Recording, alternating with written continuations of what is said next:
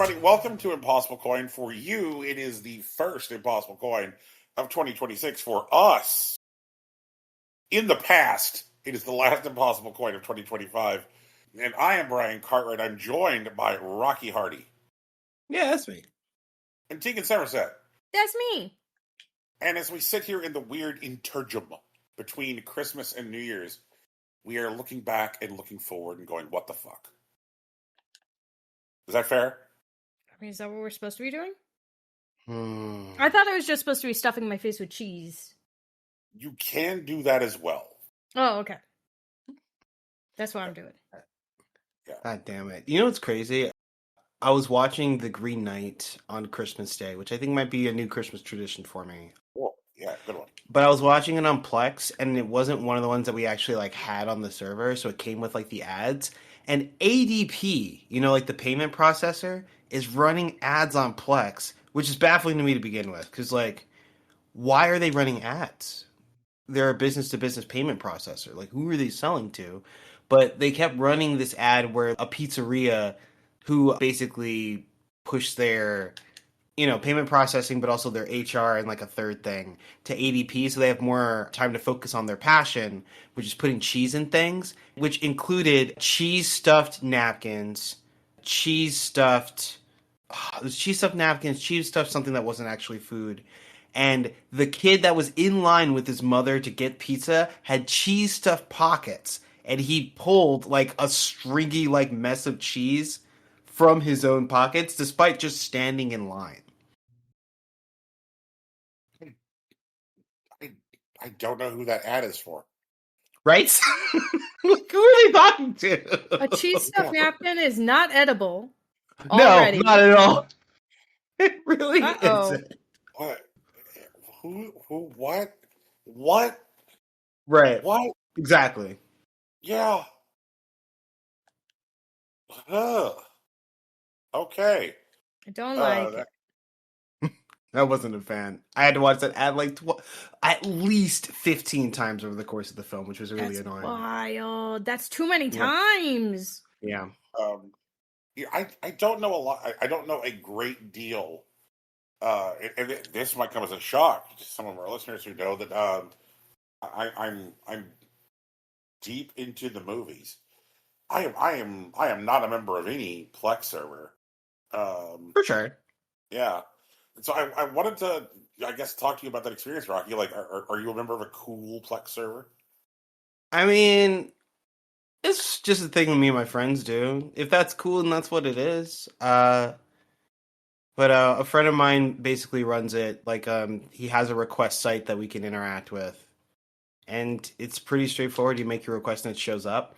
But it's still a Plex server, and Plex does have its own service and some offerings. I've told you about that insane Brothers Grimm Princess Avengers movie that I saw those a year ago or whatever. And so those are internally hosted on the service and they're ad supported. So occasionally I will see something that's oh, I guess someone requested this, but that's not what happened. It's just through the service. It means it's ad supported. Oh, you. Yeah. You. So they gotta keep the lights on. Yeah. God, I gotta find that Avengers Grimm movie so you can see this thing. I think it's it's clearly Russian, there are Russian actors involved. But also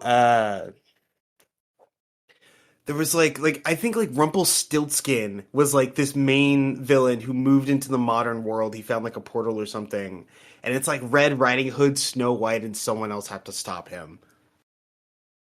That just sounds like Once. I could believe that. Now I gotta know. Yeah, I know. I found it. Avengers Grimm came out 2015. I'm pasting an IMDb. Oh, it's literally called Lou Ferrigno's in this movie. I keep forgetting that. Lou Ferrigno believes in this for some reason. It came out in 2015. The first film, because there are several films, is an hour and 26 minutes. It's a blurb reads, when Rumpelstiltskin destroys the magic mirror and escapes to the modern world, the four princesses, Cinderella, Sleeping Beauty, Snow White, and Rapunzel, are sucked through the portal too. The four women now must save Earth. That's the end of it. With Casper Van Dien as Rumpelstiltskin? Yes. Oh no. Hold on. Let me Time for a bad time. Yeah, I gotta unfortunately, dear audience, I have bad news. This film is not Russian. There's no excuse. now you Yeah, like this is from that mockbuster shit palace, The Asylum.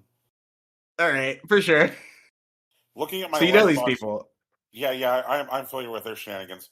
I have one person on my letterbox friend list who has watched this, and their review reads, I've seen this a few times, and each time I watch this movie, I like it just a little bit more. It has a TV pilot vibe. I'm not bashing Yeah, that. 100%. Yeah. Yeah. In the grand scheme of things, this looks better than most of the Asylum's movies. The end result is just a fun superhero movie.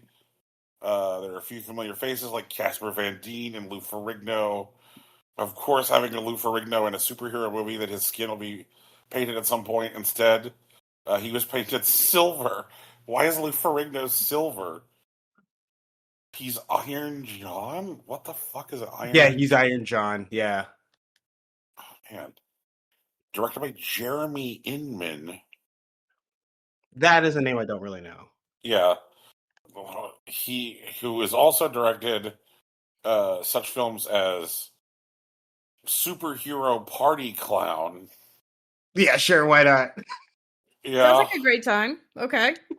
And That reminds the me of film, this movie I watched when I was in middle school. It's called Yo-Yo Cop Girl. We picked it up at our like local video rental. It was Japanese. I don't think I remember anything else about it. and he also directed Sinister Squad. Oh, I think I saw that one also. Yeah. Like on the Plex server.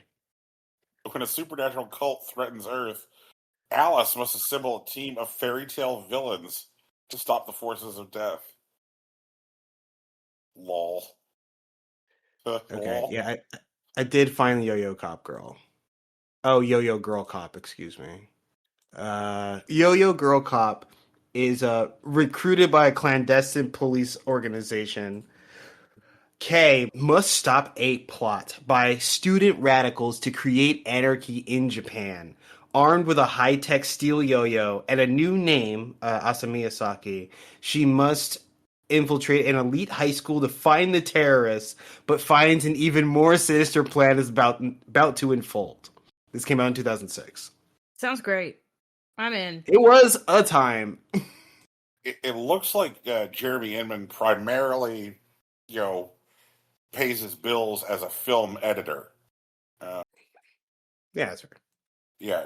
And sometimes he wrote into movies, and very rarely he directed to movies. I am most excited looking at his catalog by a film titled Revenge Best Served Chilled that he wrote, Right. which appears to be a. All right, here's the premise. Emily joins a competitive wine academy that has a deadly curriculum. Okay. And it appears to me that nobody's learning wine making. They're just standing around drinking wine, but it's evil. Are they Evil sommeliers? drinking wine. Let's see here. Looking at some reviews. It appears to me that there's not actually any sommelier training. It's just like a weekend wine tasting. All right, cool. Yeah, Sure. okay, but it's evil weekend wine tasting. Evil weekend wine tasting. Oh my god. Last night at the wine place. Yeah. Are you guys gonna come to the evil weekend wine tasting, guys? And God, yeah, for sure. That's where I do all my what's it called? Where you like schmooze with other coworkers. That's where all my networking happens. Yeah, Shout out networking. to That's Thirsty it. Thursdays. Yeah. Oh my god. Amazing. How did we get here? How did we get here? Oh, how did we get here? while you're watching those, my Mhm. father has procured for me all 193 original black and white Astro Boy episodes. Oh shit! That's a lot of Astro Boy. I don't know how Fucking he hell. did it, but I got them all. I thought he was a fan.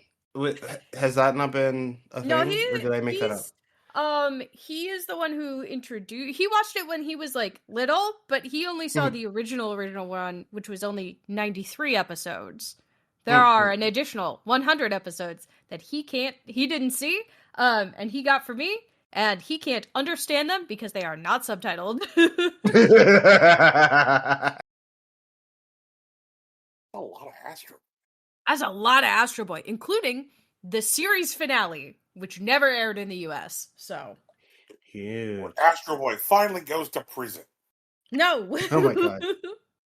Astro Boy Are they dies. are they digitized? Because Yeah. you may Mhm. be able to just straight up add like a subtitle track to it. Yeah, I have been handed all of them, and also every single Godzilla movie Hell yeah. on a thumb drive. So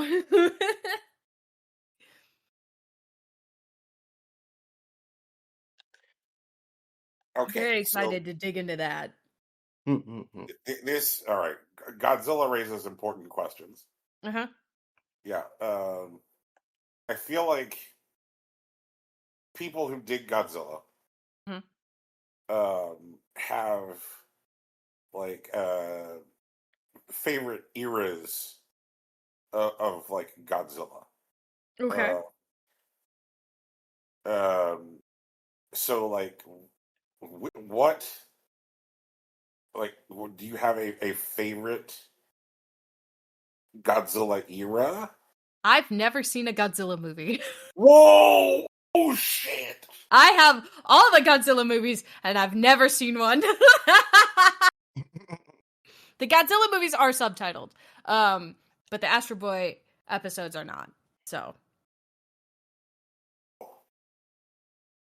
Oh, I'm in for a treat. oh I yeah. I only wish I had gotten sick after Christmas after Christmas and not before, because I did miss opening this in front of everybody and being like, "Oh my god," and then just binging Astro Boy while being absolutely high on cold medicine, you know?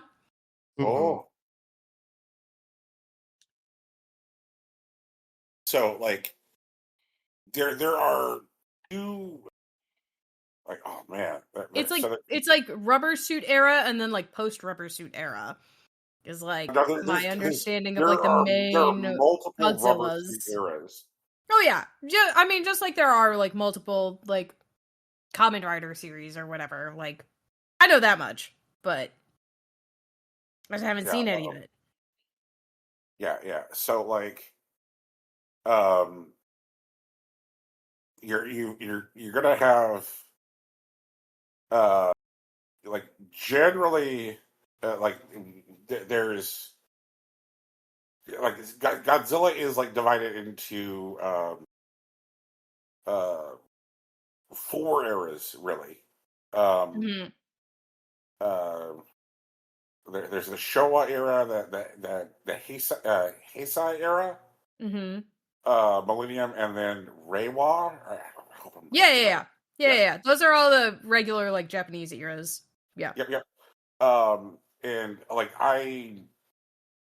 my favorite two are the Showa and the Reiwa. Like that, they're Mm. like there's definitely like that second rubber suit era. Um, really tries my patience. The first rubber suit era is great. Um, but the second is just like what are we fucking doing here, guys? Mm. And then the When the apprentices take over. stuff that's like cooking now, and then like and that first 20-year period is just like oh man, bangers, banger Mm. after banger. Man, oh, Can't wait. so much good stuff. Wow, you've never seen a Godzilla movie? I've Oh, never fuck. seen a Godzilla movie. Oh Yep. fuck! Not one. I I've only seen references to Godzilla in mainstream media. I'm a fake fan. Oof. That's okay. It means I get to experience something new for the first time. Haha. Yeah. That's what I'm. Everybody else has already experienced Godzilla, not me. Surprise for me. Oh Looking forward to it. man, I think that it'll be means a we good can have a time. recurring segment, which is Tegan reports on watching Godzilla. I'm watching a Godzilla movie. Wow. Oh, that reminds me, Brian, how your banh mi's going? Oh yeah, the sandwiches. Oh, worked out exceedingly well. Yay! I'm glad. Yeah. Oh man. Yeah. Like I. You know what, folks? Just have faith in yourself. Just believe. Just believe. Because you like, I was like, man, are these banh mi's gonna work out? Like, did I have the tech? Did I build right? And then I bit into it, and I could just start to feel like that, like the bread like collapsed with the right amount of like crackliness. It was like just the right amount of toasted, and then once I hit that Maggie sauce, I was like, yep, like this is it. I successfully completed banh mi, and so like it's going to be added to the regular dining rotation because I know it's a thing that I can make for myself and be very happy. Yeah. Yeah, it's a good ass feeling. Psyched for you, dude. Yeah. So like, look into those things that look like they might be, like easy to make, but that you might not think of, like because like who's gonna be like, you know what, I can make banh mi at home? Yeah, you can, people. Yes, you can. You can make banh mi at home. Believe in yourself and buy the right ingredients. That's the critical component. Buy the right ingredients. Oh, in addition to getting to enter my my Godzilla era, I also get to enter my brand new toaster era. I've done it. I've completed the purchase. Oh, hell yeah! Very excited for it to arrive in the mail. Which one did you end up going with? I went with a baby blue 4-slicer that you found on Wayfair. Let's go. It's got six little heat settings, and it's got a turn off slot, and it has a bread warmer, which will not toast it, but will reheat your toast, which is perfect for when I put a piece of toast in, and then I go to do something, and then I come back, and I have forgotten that I made toast.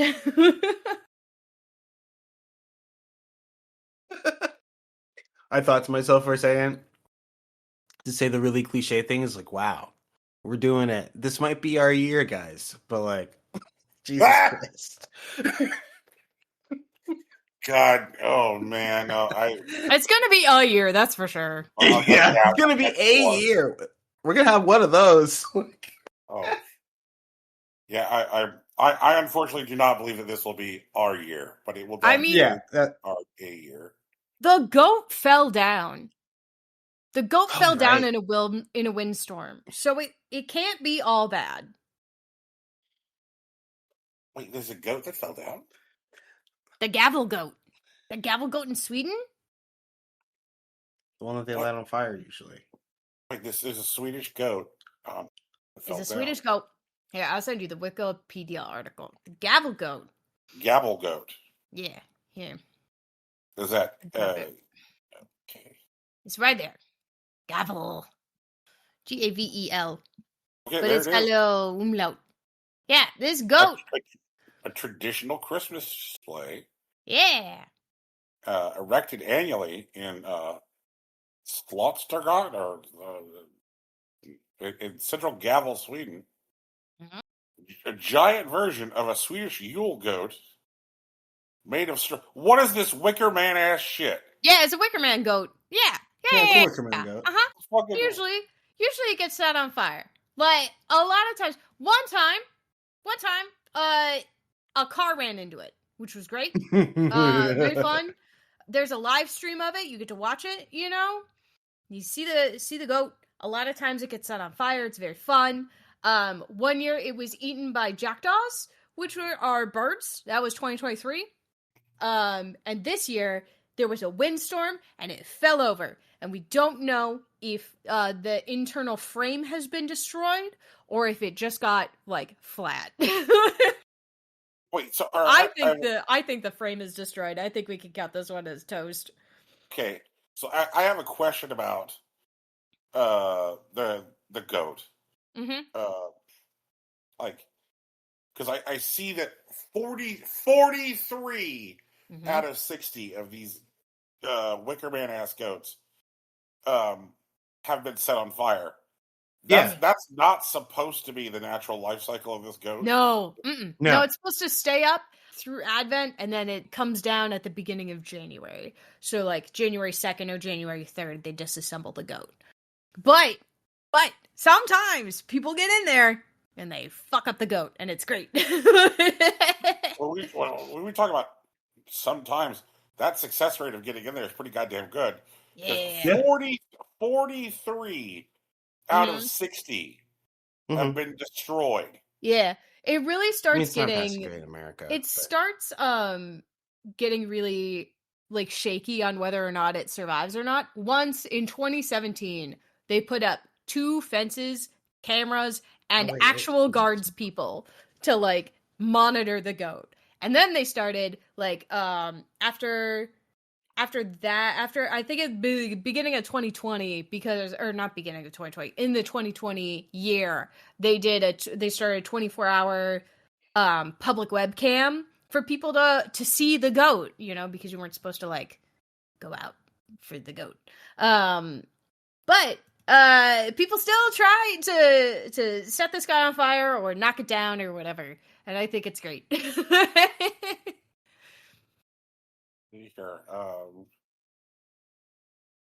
So, despite the fact that this goat has been destroyed 43 times, yeah, only 4 people have ever been convicted of goat destruction. Yeah, isn't it fun? A nice cultural event, the burning of the goat. Yeah. In 2001, the goat was burned. Jesus Christ! In 2001, the goat was burned down by a 51-year-old American from Cleveland, Ohio. Right? Isn't that fun? Who spent 18 days in jail and then was ordered to pay $9,681.35 in damages. The court confiscated his cigarette lighter with the argument that he was unable to handle it. He told the court, "I'm no goat burner." I'm no goat. They were framed on top of all of it. And he said that he believed that he was taking part in a completely legal goat burning tradition. You know what? I believe that man. Release him. That's so good. After he was released from jail, he returned to the U.S. without paying his fine. What are they gonna do? He's in Cleveland, Ohio. They're never gonna see him again. Yeah. During the weekend of December 3rd through the 4th, 2005, there was a series of attacks on public Yule goats all across Sweden. The Gavel goat was destroyed on December 3rd. The Visby goat in Gotland was burned down.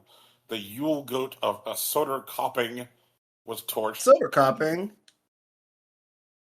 And there was an attack on the goat of Lysekil. Wait, so like the Yule goats are a whole thing? Yeah. Apparently. Sweden, yeah. Yeah, it's a tradition. Let's see here. Starting in 2006, they began to apply a fireproof protectant solvent base to the goat. Well, I would have loved to be in that meeting. They're just like, why do we have to pay for this solvent? It's expensive. They keep burning them down. Are you going to stop them from burning it down? No, then pay for the No. solvent. Let them burn it down. It's fun. On November 27th, 2016, an arsonist equipped with petrol burned it down just hours after it was put up. Thank God. That's fun. That's good, clean holiday fun. Yeah, after a few flame-free years under 24-hour security, the goat was burned down on December 17th, 2021. You see, that's kind of like a nature is healing thing, you know? Like, Mhm. They're burning the goat again. Yeah. yeah, it's like, oh man, how do we know that we're emerging from COVID lockdown? It's like, we The burned the goat fucking goat burn. down. Yeah. Like, The joke on the internet is that the goat actually being destroyed is a sign of like good luck in the next year. I'm glad that it looks like the destruction of the goat is sometimes aided by animals. Yeah. Yeah, that's fun.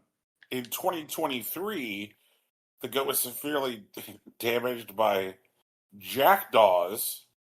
Yeah. It burns. due to We the- watched them eat it on live stream. It was so good. Yep. They had a nice meal. Good for them. Anyway, this is my favorite holiday tradition. I love finding out whether or not the goat has made it through the year or not. I get particularly excited if I'm the one who gets to break the news to my internet friends that the goat is down.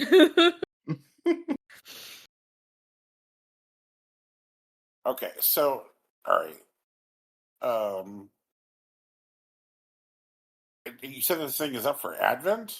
Yeah. They put it up Which was like a couple like 2 weeks before Christmas or something.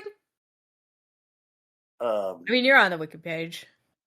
Well, so but Advent ends on the 24th. And then they take it down in the beginning of the year.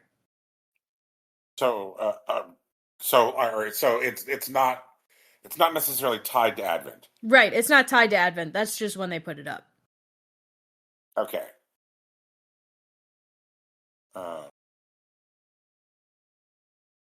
Because there's Advent, then there's Christmas tide, then there's Epiphany. Mhm. Okay. Shout outs to Catholicism. This year Oh, that yeah, like Wake Up Dead Man was nobody gas, knows you about were right. Epiphany. I watched the new Knives Out, Wake Up Dead Man. That was actually on the server, and that was gas. Like Brian was right. Look, it is so good, that movie. Mm-hmm. Like number one, easily the best one of the Knives Out pictures by a Yeah. fucking Country Mile. country mile. Like it's like the I would call the other two Knives Out movies amusing diversions. And Wake Up Dead Man is a real ass. That's fair. Yeah, I respect that. Yeah, Wake Up Dead Man is a real ass movie. Yeah. It has so much to say about where we are right now, in this world. Like it is so compelling, and Mm-hmm. and the way that the way that the worlds of like the secular and the faithful can embrace each other in ways that are like meaningful and healthy, and like what does it mean for like when can the secular recognize the need for faith? When can like just like there's oh man, there's so much going on there, and like the way that the because like it is like Benoit Blanc is like a supporting character in that movie. Like it is, Which is such a great decision in this one. Yeah. Honestly. yeah, like letting my number one movie boyfriend be the star is like that is like Josh O'Connor is fucking fabulous in that movie. Like, oh man, when he's like talking about like the like the way that the church as an institution needs to behave, You're like, oh man, like it's such a compelling speech, and really setting up this like dichotomy between him and the James Brolin character to kind of like show that the problem isn't faith in and of itself. Right. It's when faith is when faith is It's like weaponized. co-opted. Yeah. Yeah. And it's like, oh man, and beyond like the fact that it's so compelling from just like a examination of our current cultural moment, which it is. Like it also, it's so gorgeous to look at. Like what a good Yeah. looking movie. Oh, Mm-hmm. there are lighting cues in that film that had me doing a fucking backflip. Like, Hell yeah. yeah, like some of those fucking shots where they're like, "Hey, what if this shot is just kind of lit through the stained glass, and we're gonna Right. dolly," and you're like, "What are we even doing?" It's so good. They're So, engaging with the craft, man. oh my god, yeah, like, um, man, just it's dynamite on all fronts, and it felt good to be dynamite on all fronts because like there was a Netflix movie earlier this fall that I was really looking forward to, which let me down. So it was nice to have one like far exceed my expectations. Like Guillermo del Toro's Frankenstein just wasn't it. It was not it. I haven't sat down with it. What didn't you like about it? Like you're gonna see like this thing which has like amazing production design. Like the actual like Sure. like the sets and the costumes are all like amazing, but like the color palette and the way the film is shot is in that like very flat, very stale, streaming look. Okay. No, I get you. I know what you mean. Yep, and we're like, like the camera barely moves, and everything is like lit for dog shit. And like every piece of like dialogue is framed and shot as if it's a fucking sitcom in like 1994. Yeah, it's like more a functional piece of media than like, right. So Lots of like, I'll call like over two shot. You're like, oh, okay, for sure. And then there's the problem with like, obviously at some point Del Toro got like notes from Netflix that he that he chose to pay attention to, where they're like, hey, could characters routinely state their motivations? They red noticed like the fucking Frankenstein or whatever. Yeah, they fucking red noticed Frankenstein. Okay. In fact, at one point, the creature says to Frankenstein, "It is you who is the monster." Fuck you! Are you serious? Yeah, that's an actual line of dialogue from the movie. Oh my fucking god! Yeah, man, it's just like there's some part of streaming that is just convinced. Yeah. I mean, it's a working business model, right? It's not like no one's canceling or anything, but it's just like fuck. They just treat everyone like they're idiots. Right. And I guess it's because like you just assume that everybody's just sitting on fucking Instagram, and that most people treat movies like it's the second screen experience and all that. Background, and it's like for some of us, movies are not the dull noise in the background when we scroll Instagram. I fucking hate it. I'm looking at the thing. Like I'm right here, dude. Like, god damn it. Whatever. Yeah. I mean, like it's not entirely terrible. Sure. Like Jacob Elordi is like very much like an actor for grown-ups and like does good work. And I felt very sad for him in this movie because like so much of everything around him is dog shit. Also, Oscar Isaac, you should be ashamed of yourself. Like just pulling in generationally bad performance from Oscar Isaac. Like just like what are you doing, dog?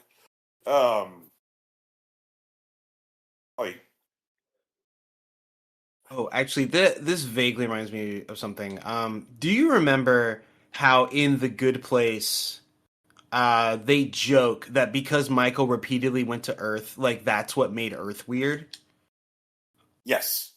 and they actually mention Hugh Jackman's The Greatest Showman made like $10 million, but like like talked about, I was like, yeah, this fucking biopic made like $10 million, and none of us know why. And they're like, is it bad? I don't know, man. It's weird, and it's just like maybe like Oscar Isaac just didn't get the benefit of Michael repeatedly returning to Earth. Yeah.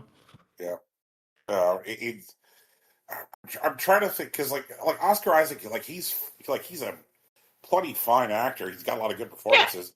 I'm trying to think of like performances from somebody who you would hope for better, but like it turns out bad. And I'm like, Oscar Isaac in Frankenstein reminds me a lot of Shaquille on the Celtics. Like Okay, no, I hear you. I know what you're saying. yeah. Okay, here we go. And you're like, ugh. Actually, I've been meaning to ask you about this because I haven't deigned to look into it myself, so please forgive me. But do you know why Tarantino's beefing with Paul Dano? Like, do you know what that's about? I have a suspicion. Okay. It's a twofold suspicion. Okay, hold on. Oh, Before we hear that, I do just want to throw this out real quick. Quentin Tarantino, who is a controversial but well decorated director, has been making comments suggesting that this one guy, Paul Dano, who I really only remember from The Girl Next Door for some reason, is the worst actor, the worst SAG actor, I think is what he's been saying. Is that right, yeah. Brian? He said he's the worst actor in SAG. Yes, which is the Screen Actors Guild. Ridiculous. And I'm like, dog, why is he talking out of his neck about Dano? But like, oh, I don't know a guy like that. Absolutely, just fucking stupid thing to say. Just silly season. Okay. I figured I was just like, that seems weird. What are you doing? Yeah. God, what a dumbass. So my theory on like what the score is here, because like Paul Dano is like one of those guys where like once people like got a good look at him in Little Miss Sunshine. There we go. That's what I like it was nothing but uphill for him afterwards because he's one of those fucking guys. Like he's got the goods. He really really does have the goods, and like he's become very very well decorated as an actor. He's probably best known for his performance in Paul Thomas Anderson's "There Will Be Blood." I also haven't seen that. That's on me. Okay.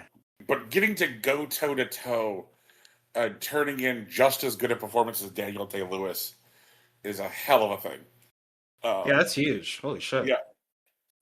I think probably the thing that like a lot of folks would have seen him in most recently is he's your Riddler in The Batman. Oh yeah, he did do that. Like, Yeah. but that was in Batman Begins, like the first like 3 hour. No, one, The right? Batman, like the one that came out in 2022.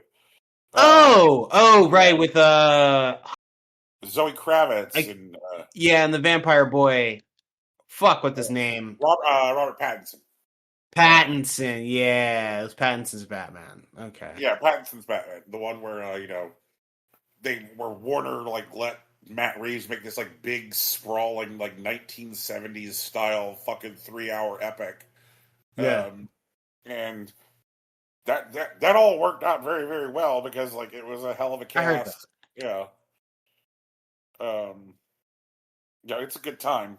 But like so back to Tarantino. Mhm. I think the first thing about Tarantino is that Tarantino does not like anybody who isn't cool. That is true. Yeah. And I feel like that's like a projecting thing, you know? Yeah. And it's definitely a projecting thing because Tarantino is about as uncool. Like it is a thing like where he's very obviously like there's a measure of self-loathing there, but like he obviously like he doesn't like things that he perceives as weakness. He doesn't like things that he Yeah. perceives. He doesn't like vulnerability, and he also doesn't like Yeah, he really doesn't. Fuck, man. like. And this is where like we get into like some of the stuff which is like challenging and problematic in some of his films. Where like Inglorious Bastards, where he rewires this movie to be about a band of guerrilla Jewish soldiers behind the lines in World War II who Yeah. are literally scalping Nazis. Yep. And it's like Tarantino, what are you fucking doing here? What is this? And when he was asked about like why he made Inglorious Bastards, I'm like, what the score is there? Um, he's like, yeah. He's like, I'm really tired of when anybody tells the story of World War II. Okay, when anyone tells the story about like the Jewish people in World War II, it's always about how they're victims. Okay, and I'm like, well, maybe that's because they were. millions Like, of a lot fucking of them people were. got rounded up into murder camps. You nitwit. Yeah, man. Jesus Christ. Right? And so like this like weird fanfic where he's got like a dozen people who in the movie kill Hitler. In Inglorious Bastards, World War II is ended early. And it's just like and I think it's like it's like he perceives victimhood as weakness. Yeah. Yeah, and like it seemed to like emerge again when he made Django Unchained. Like a film which is supposed to be about slavery in America. Yep. And so like in this movie about slavery in America, the first thing he does is like like free the slave that the movie is going to be about, and then start to like trick him out into these like weird anachronistic like outfits that look like they came from the fucking 1970s. Yeah.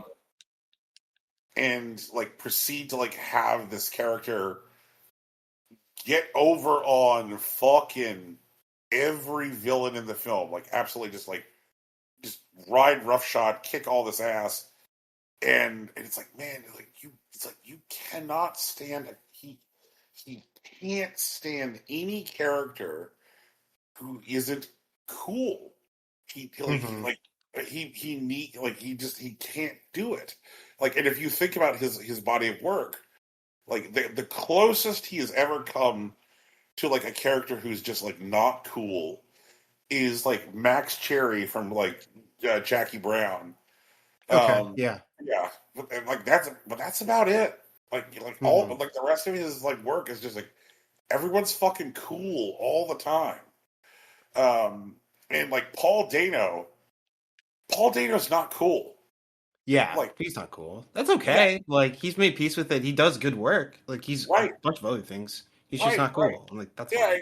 And like there's plenty of fucking people out there who have like been like significant contributors to our culture who are not fucking cool. Not everybody is cool. I'm not fucking cool.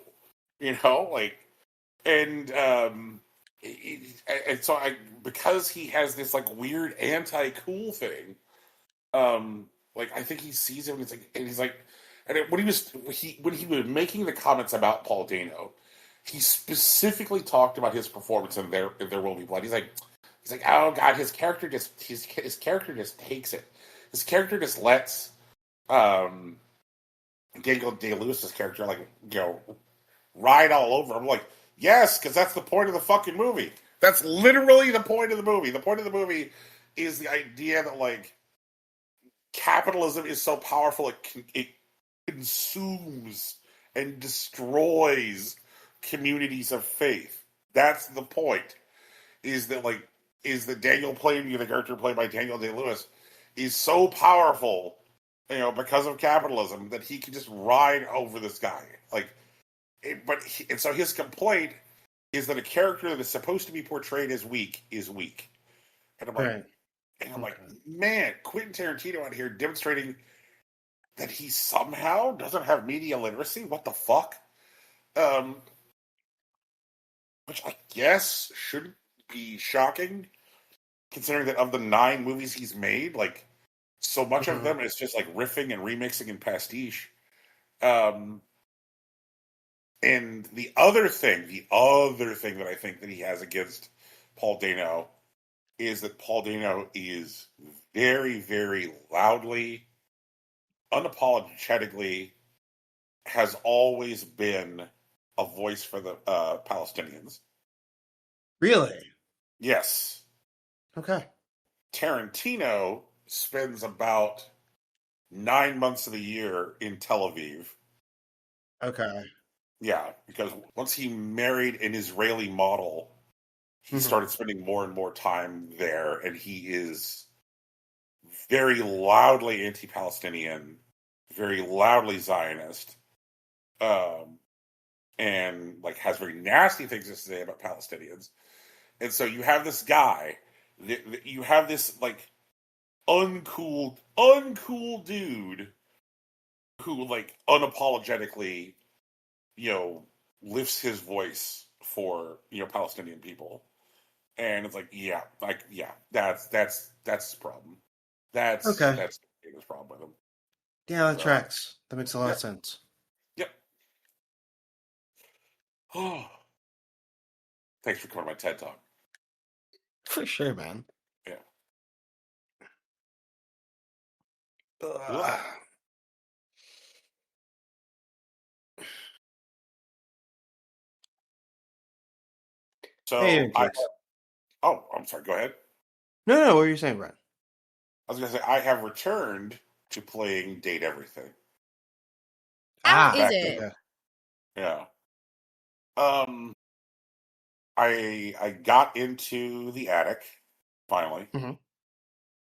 uh, and um, like first of all, I was like surprised by one of the things that the game does, which is like when you there are when it appears to be that your relationship with a character is going to at last turn explicitly sexual. Like the tutorial character played by Felicia Day pops up and goes like, "Hey, it sure does look like you're about to rail so and so. Um, do you just want to skip all of this dialogue and then receive a summary afterwards that says you have railed or not railed?" And I'm like, "What?" And they're like, "Yeah, they're Mhm. like, there's a thing that you can turn on in the options to make even vaguely sexual dialogue just go away." And I'm like, "Wow, really?" Um, that just kind of like, I guess I was like taken by surprise. And Sure. there are characters in the game that if you engage that option, you really can't even talk to the character because of the nature of the character. Like I get that. Yeah. in the attic, there is a Dom. Um, there is a safe in the attic, and when I Okay. talk to the safe, the little Felicia Day character pops up and is like, "Hey, like if you turn on the thing, then you won't be able to talk to this safe." And I'm like what? Well, oh, okay. And I'm like, I'm not gonna turn it on. Um, so that just because like the safe is like very very like explicit in like it is the character is like lifestyle kink. It's like Yeah. the character's like, "You're a pathetic little worm. Tell me you're a worm. Tell me you're a groveling, nasty little worm." I'm like, "Okay, all right, this is what this thing does." Like it's like, "Tell me you want me to spit on you," and it's like, "Okay, all right." But it, I guess I was just like kind of like who's buying Date Everything that like I'm confused who that option is for. I guess is where I'm at. I don't know, man. Like, again, it's not my thing for sure, but there are people who play a lot of dating sims and like expect them to be chaste, and there are a lot of chaste dating sims. Right. And So like data everything is very much trying to sell to everyone that even has like a cursory interest in like visual novels. So I don't know. It's probably okay. for them. All right. So like and I guess like that's like I'll put it this way. I can understand why the option exists from like a developer standpoint because like Okay. the dev wants to like sell to as many people as possible. I Sure. guess the thing that makes me surprised is like and maybe this is just because at this point like I'm buying video games for decades. Um, is at this point now like when I buy a game like I have done so much reading about it before I For it sure. has been a while since I have bought a video game with like a measure of impulsivity. Um, Mm-hmm. and like if I know about myself that I like chaste dating sims, and I'm like Mm-hmm. I like chaste dating sims, then I'm going to do the legwork and do the research to find myself chaste dating sims because like that's my thing. It just seems Sure. to be like weird to like get a game and then like that like carves out part of itself because like Okay. No, I get it's not that like part. yeah it's not like there's alternate content there. It's not like they take the horny safe and replace Right. the horny safe They with a do actually excise it. Like it's just content that you won't experience. right yeah it's not like they're it's not like say like a scalable difficulty thing where like you experience combat but the combat is like tuned differently. Okay. Yeah, it's like it's now just content that's just not there. Um, Sure. Yeah, yeah, that's fair.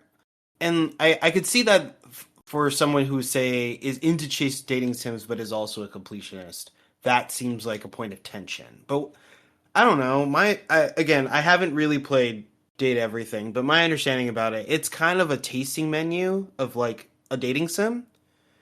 Like obviously you can go deeper and have deeper relationships with the various like characters, but the idea is that there are a lot of characters and you kind of just sample what you want. And so yeah, like I don't think, and correct me if I'm wrong, it's expected for even many people, like discounting most, let's just say like in pure volume and not percentage, that many people will experience all of the routes for all of the characters in the space. And there are likely ones that people will just pick and choose and spend their time with. yeah, What if you don't know that you're not into like, I guess salacious like dating visual novel dating experiences. yeah. Like you picked it up because you heard it had some buzz, it was popular.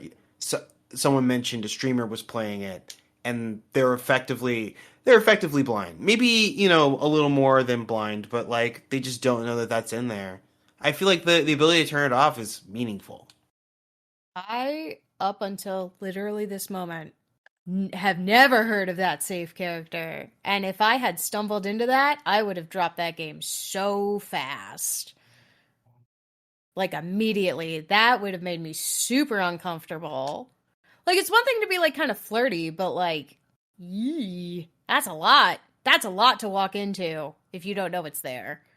Yeah, and I think that because like, and I think the one thing that's worth mentioning, Tegan, is that the odds that somebody's going to like stumble into that character as like the first like you should have at that point already had like through just like natural dialogue trees bumped up against something that would have triggered the character Skylar Specs, played by Felicia Day, saying like, "Hey, here's the sexual content, switch, in like the options, um, so you can." And I don't even think they call it a sexual content switch. They give it some name, which, uh, like it's very obvious that it is a sexual content switch, but like Mhm. they don't call it that. Okay, I think maybe they call it spicy or some other like thing that like sure. infantilizes it. But like yeah, the in order to get to the safe, first you have to get in the attic, and in order to get in the attic, you have to have first um, gone to the crawl space and discovered the key in the crawl space. Um, and so like there's a significant amount of like rummaging that has to be done in order to get to the safe. So like it I don't think that people are going to be blindsided by Sure. the safe beacon, um, which is good. Um, and also, whenever you encounter your first character who dialogue with the character is primarily sexual, um, the Felicia Day character pops back up again and is like, "Hey, just to let you know, like basically this character is going to talk about fucking. Do you want to talk to this character? And I'm just going to remind you that this slider exists." Um, but like something I found out about the character is that like because the character is a safe, right? The end of her her date path, right? Because every character in Date Everything has has multiple paths. There is the um, there is the there is the date path where you are romantic with them, and depending on like the nature of the relationship, it may also be sexual. So there's the date path. You can also become friends with them, and then there is also the rejection path. And the character who is a safe, if you complete her date path, this game loves its sexual metaphors. The safe pops open once you finish her off. Do you get it? Do you get it? Get it? Mhm. Yeah. And because the character is a safe, there's something inside the safe, and what the thing which is inside the safe is a different character. And so if you don't interact with the safe, if you lock yourself off from the safe, then that means that there's no way of accessing the character who's inside the safe. That's okay. Yeah, That's perfectly fine with me, I think. yeah, yeah. Um, it's a whole thing. It's a For whole sure. game. Yeah. You Yeah. know, I was actually thinking about uh Ian Bogos got into an argument with a bunch of people on Blue Sky the other day. Um and I don't really care too much about the argument, but there was a rehash of like Bogo's already established position that the gaming project has been like not engaged in its potential because of a lot of like the push towards like cinematic gameplay as opposed to like more elegant layering of systems. And I've been thinking about that lately. I don't know if I don't particularly agree with Bogos, but I think about how a lot of games I do really enjoy do have these kind of like layered systems on top of each other. And I guess maybe locking yourself out of them may just be part of the experience. I remember when we talked, I think, about Dragon's Dogma, not the new one, but the one that came out years ago, and there were just like quest lines that you would opt yourself out of by like pushing through the story or like making certain decisions. I don't know. That seems valid, especially where like your primary gameplay mechanic in something like Date Everything is decision making, whether or not you go down this path or another. Yeah, like and I think it's so weird because like I'm going to like now compare Date Everything to a game which seems like an unlikely comparison. Sure. Uh, but I now want to talk about it in relation to Skyrim, Okay. um, because like in Skyrim, nobody ever in the game really seems to like enforce limitations that like make sense. Yeah, that's Um, fair. like if you become the leader of the fucking uh, Black Hand. I'm sorry, the Dark Brotherhood. If you're the leader of Hmm. the Dark Brotherhood, like the Guild of Assassins, the leader of the Dark Brotherhood still has the ability to join the Mages Guild, or Right. you know, become a member of the Companions, which is the Fighters Guild, or could still become Hmm. a high-ranking officer in the Imperial Army. It's like nobody seems to like, hey, wait a goddamn minute here. Right. Like, aren't you the head of the Dark Brotherhood? And just like if Yeah. you go and join the Imperial Army, the literally the only thing it locks you out of is joining the local revolutionaries, because like Skyrim has a Hmm. civil war plot, and Right. like once you pick a side in the civil war, it locks you out from the other side. But that is the only thing that locks in that whole fucking game, as far as like you just the decisions you have made exclude you from something else. Right. Um, and you like it's like it's one of those things where like as long as you like stay full up on blood, um, as a vampire, then like even then, you could still just like walk into businesses and people are like, "Oh, hello, sir." You're fine as long as you stay full. And it's like, man, so like and like sure, like and you can get like a fit, like you can get like as a vampire, like the right clothes so that way you're taking like minimal damage being out during the day. Like there's hardly ever any decisions that feel like they have lasting, meaningful consequences, and so you Sure. can just do everything. And so, and Yes. like, yeah, and like, and looking at like date everything. One of the things that I was told during the tutorial, Skylar Specs, the tutorial character is like, is it possible to get a romantic path with every character on your first playthrough? And they're like, yes. And I'm like, Hmm. and I'm just sitting here as a human being. I'm like, hey, wait a goddamn minute. So you're telling me that there's not a character, there's not a piece of furniture in this house that I can interact with and I can date that says to me like, hey, look, I am old, like I will date you. You can be my friend, but like I am only willing to engage in a monogamous relationship if you're Right. seeing other furniture, you're not seeing me. Hmm. And that just it seems so weird. You're like, I mean, I get that, but like, yeah, data everything's a sandbox, right?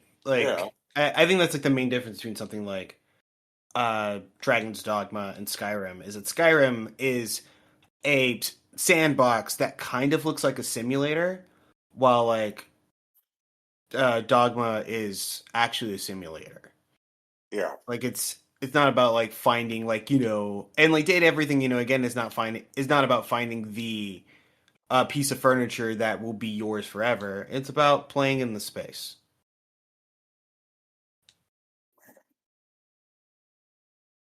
Also, I did not expect date everything to be so resource intensive. That thing eats battery. Uh, Huh. That is interesting. yeah, and I maybe it's just because like you're running around in that like pretty snazzy looking 3D house, and like the only thing which is just relatively like low impact 2D art is when you do the big fancy 3D effect to like transition into the hand drawn art to like have the interactions with the characters. But like, yeah, that thing just chugs battery. Is Uh, it fully voiced? I keep forgetting because oh yeah, it's totally fully voiced. that also would probably be pretty resource intensive, like at least Yep. compared to other visual novels. Uh, I did just figure out how you can date the narrator, which is hilarious. But like, yeah, like it's neat. Like there's like characters hidden all over the damn place. And I know that I don't have anywhere near all of them yet. For sure. Yeah. I do think I'm going to spend the extra $8 and get the DLC, which adds some additional characters, including a character named Michael Transaction. Um, Wait, is it actually? Is their name actually Michael Transaction? That's so funny.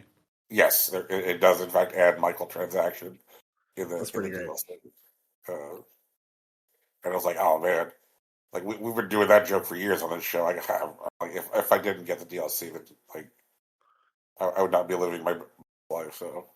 Um, so yeah. Continuing to have a lot of fun with everything. It's neat. It's neat. Um, it's obvious that there are relationships in the game where it tries to like want me to like work people into a throuple, and I'm just For like, sure. Jesus Christ, like this is like who knew? Yeah, it's a time. They've been swaying for sure. Yeah. What are y'all playing? Teeks, you want to go first? No, you go first. Okay. I am waist deep in raid prep for Final Fantasy 14. I am actually at time of recording quietly gathering and crafting, maybe not quietly. I don't know how much it's been showing up to finish like my raid gear so that it'll be ready for I think in the next couple of weeks, honestly. So that's its own thing.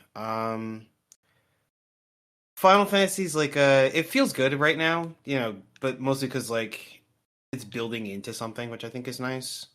I'll see how the tier like ultimately looks like in Savage. It looks really busy. Our raid bosses, we're still doing like the like super powered UFC sort of thing, and it's the finale. And our four bosses are a vampire Dami Mommy, two fake Surf brothers, um, the current world champ who fights you in what appears to be a real Roman looking Colosseum, and then the president of the WWE, but morphed into a giant like lizard dragon thing. Jesus. And I think the president has two lives. Like you have to kill him and then he gets up, even in the normal version. So like Savage, it might be a door boss or it might be something crazier. Who knows? And but right now I've been doing catch up on the stuff that is effectively the busy work of like the off season. Like you build up like your gatherers and then like your crafters so that what was supposed to happen like 2 weeks ago when they released the new raid and the new crafted gear, you're just supposed to be able to straight up make the crafted gear and then jump into the new stuff. But what I was noticing is that because I wasn't already best in slot, like I was still behind. When I started the I did like the raid tier stuff, like the normals, and then I tried to get into like the extreme like trial, like the boss fight that's in right now. And I was trying to find a party finder group, but my item level was too low for like the people who were already like farming, and I'm just like, where's this gear coming from? And I couldn't figure it out until like I realized that there was new crafted gear, and I just like hadn't been doing something like 4 months worth of crafting. So I've been trying to catch up this weekend. I'm almost done. Like it's just I need to make the individual crafter tools and then meld all the materia, which is an ordeal, but um, if you're properly resourced, it goes relatively quickly. And then I think I'm just gonna do the the public groups and just like jump into stuff unless I find a group that I can vibe with. But I'm not gonna build a group this tier. Like I'm already behind and I'm just like not prepared for it. So gonna get in when I fit in or where I fit in, I suppose. Um, I've been still playing the little stuff like Slay the Spire is still progressing. I haven't gotten the A20 clear yet. I keep like tripping over stuff in it. Like I don't. I realize every time I learn something new about Slay the Spire, I don't really know how to play the game. Like there are just like all sorts of like mechanics I've just kind of been skipping over. But it's more like it's like a second like learning curve, I think. Like now that I'm like routinely sitting in this level of difficulty, there's just stuff that like makes things easier that like I've been playing around, but like now I'm starting to understand. And so like because it's still a roguelike, and so like you can't really expect to win every round. But also, oh geez, I think this battery's expanding. I feel like I'm playing. I also feel like that all like every single run can actually be winnable if you're just paying attention to stuff. I don't know if that's still naive. I dismissed it as naive a long time ago, but like now that I'm like looking at how these pieces fit together, it might be possible. And so like the deal is just like learning how to like read the thing, and like I guess I'm approaching a new level of understanding, which is nice.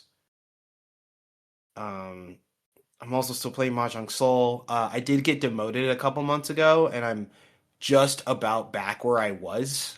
Like, so like then I need to actually study so I can be competitive in gold because gold is just a different animal. Like, there's like for comparison's sake, like normally you have to like craft a particular hand to like win a round. But in most like games up into silver, there are like while there are like 52 like acceptable hand configurations, you only really need to know 3 to play in silver. But in gold, you may not need to play all 52, but you need to be able to recognize them when they're in front of you, which like feels like flashcard homework.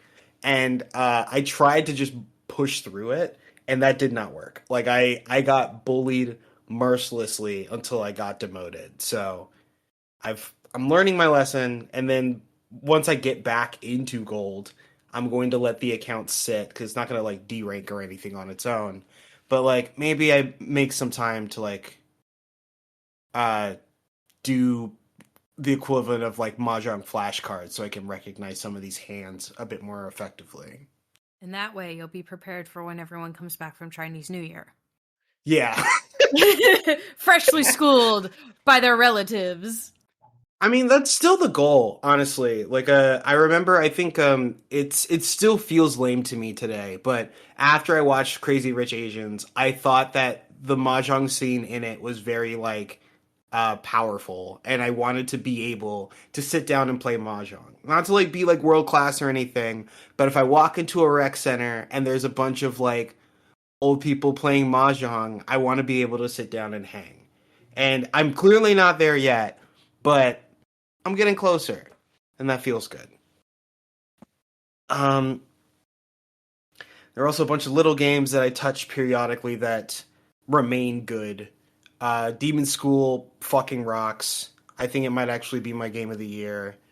I think the bite-sized tactics are what I've wanted out of tactics for a long time. Like, I can hang with like the infinite spreadsheets, but I just don't have the bandwidth for it as much as I used to. And these little like bite-sized like tactics levels have been great. I've liked those a lot. Unbeatable is like outrageously cool. And it's while you can just like do like the rhythm game stuff, which is like an arcade experience, which is also great.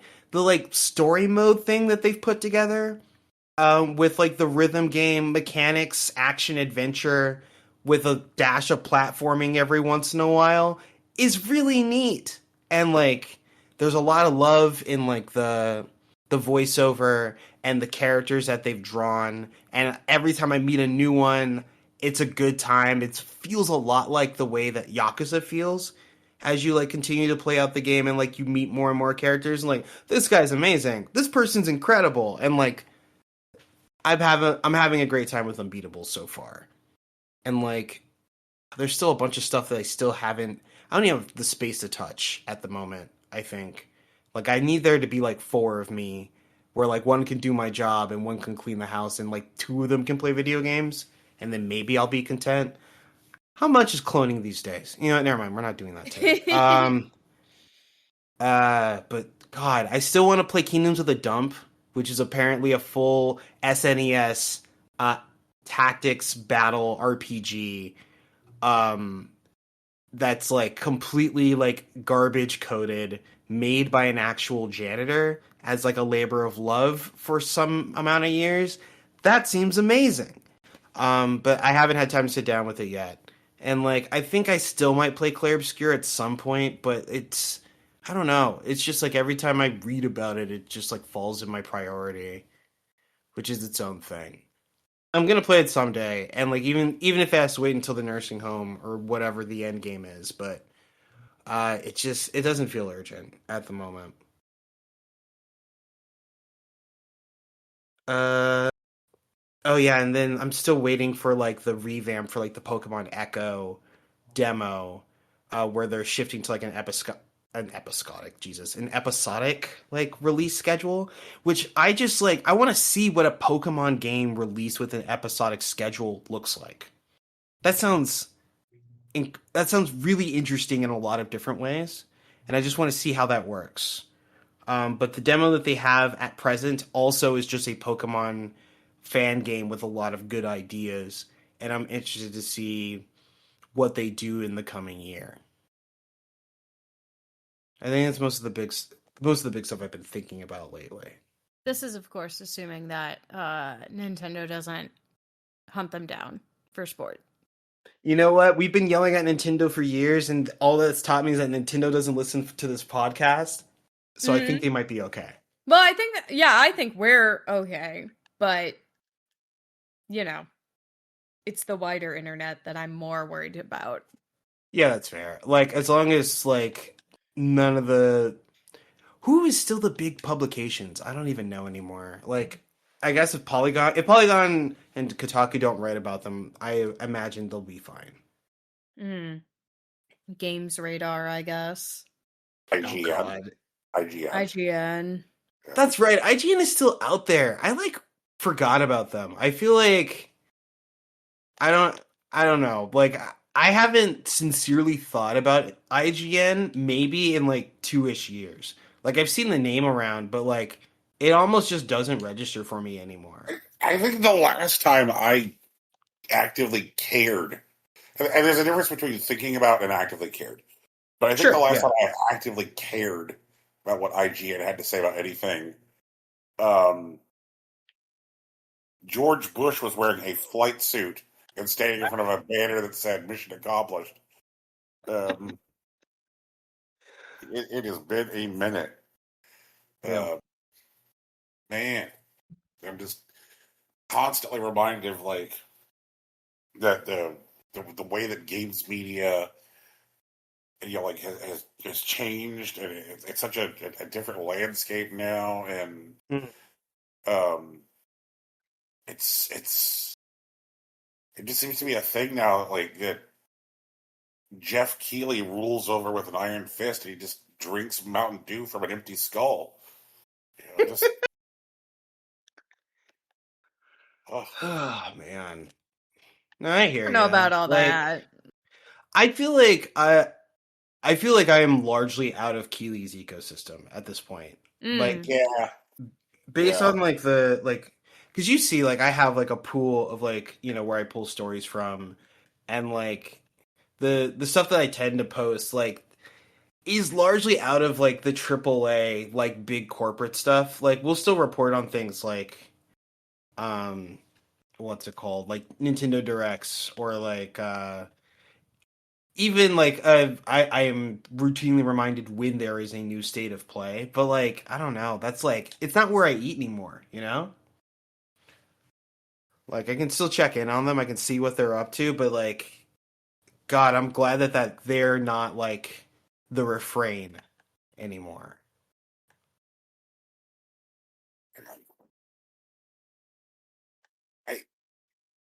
I have a thought. Sure. Which is like it seems to be that like the more and more I see it, like it really does seem to be that like consoleized PCs really are the future. And that and with Microsoft effectively withdrawing from the console race. They'll tell you that they're not, They'll swear up and down they're not, but um, the choices that they're making around the Xbox brand are drug mystery. They claim that it's a strategy. Like it feels like it feels like surrender. But there's more and more. There's more and more Rockies out there. You know, like people who just have no interest in playing. You know, like Uncharted 8. Yeah. Yeah. Um, and more to the point, like if you got a wild hair up your ass to play Uncharted 8, Sony will dutifully port it to PC 2 years later. Right.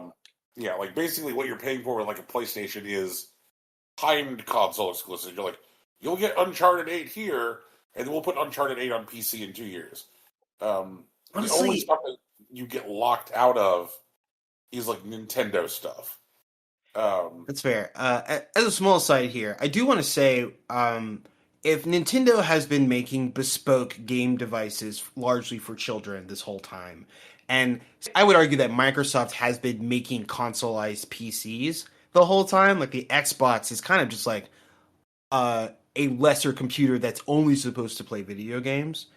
Um, like Sony has been making digital media devices that generally double as video game consoles, Yeah. right? But they got out of step because of how expensive Blu-ray was on the PS3, and then they stepped back and they made like a cheap laptop essentially that also plays Blu-ray and PS4 games.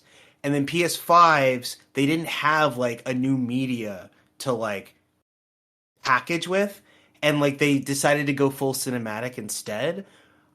I would be very interested if the PS6 was like an economical media player somehow. We don't really have a need for it at the moment, you know what I mean? But if they imagined like a media experience with the PS6 that also like delivered enjoyable video games, I think that could be a good sell. They're not going to do it, but I think that could be interesting. I think that the- I think you're onto something here, and I think that what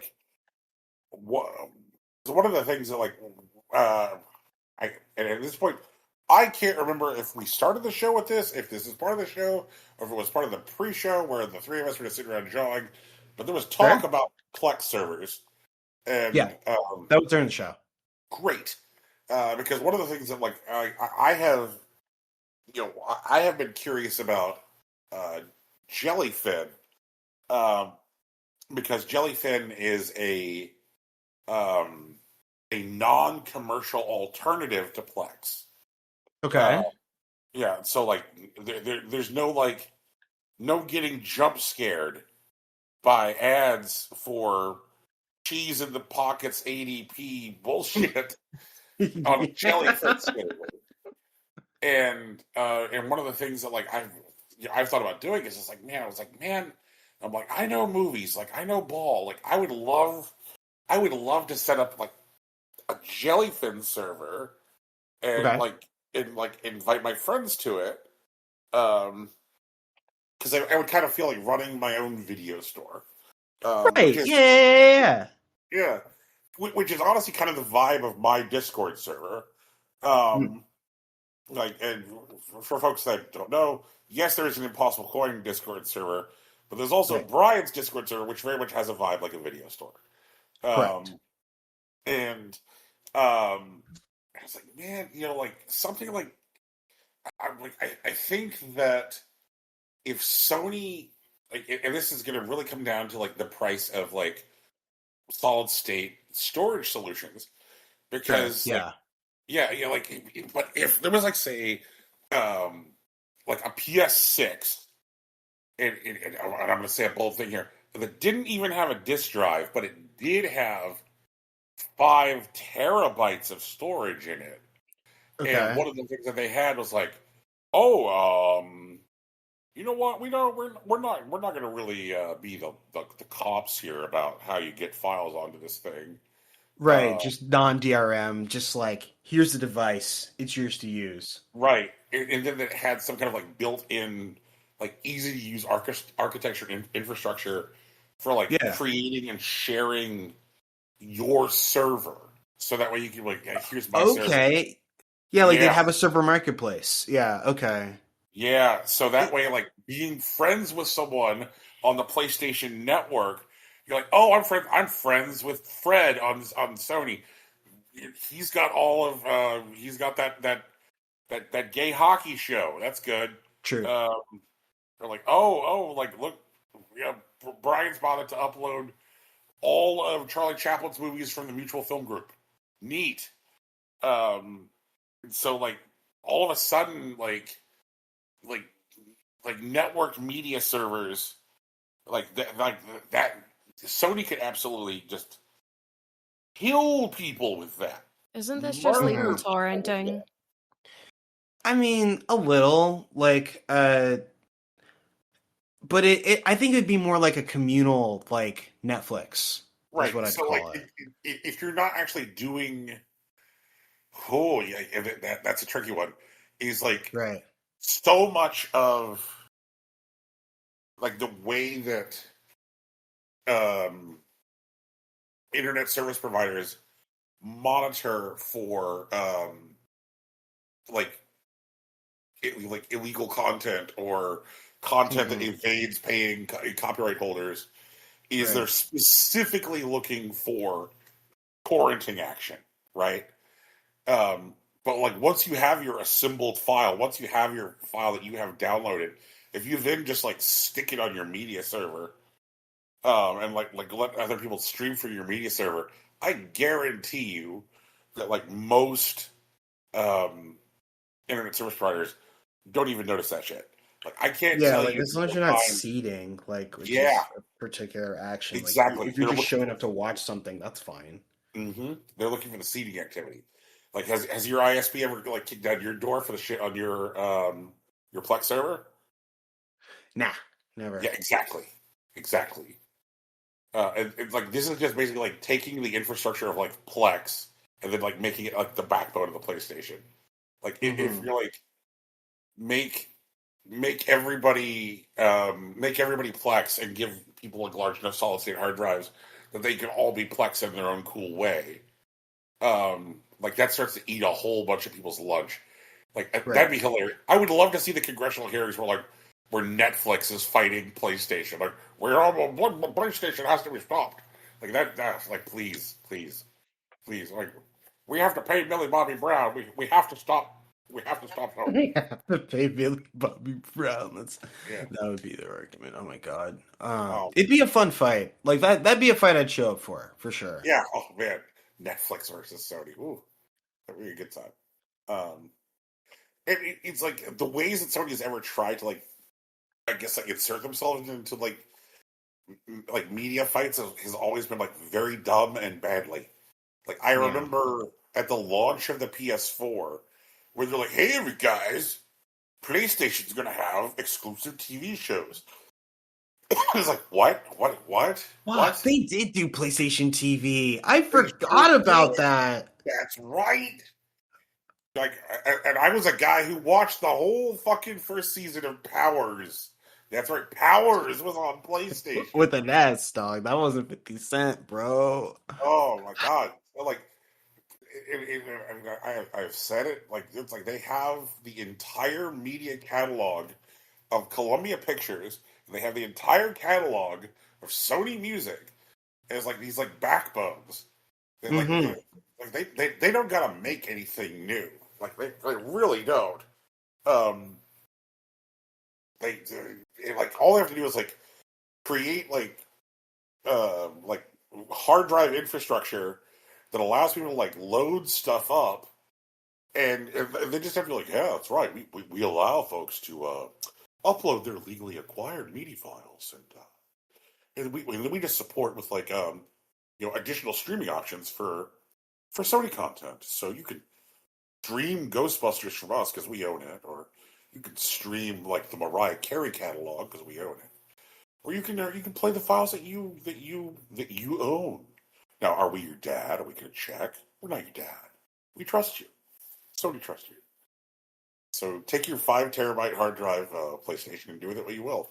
And I'd be like, well, great. What I'm going to do with my PlayStation is never play Uncharted 8, but I'm going to sure put like a bunch of movies on it and hang out with my friends. Right. Yeah. Oh.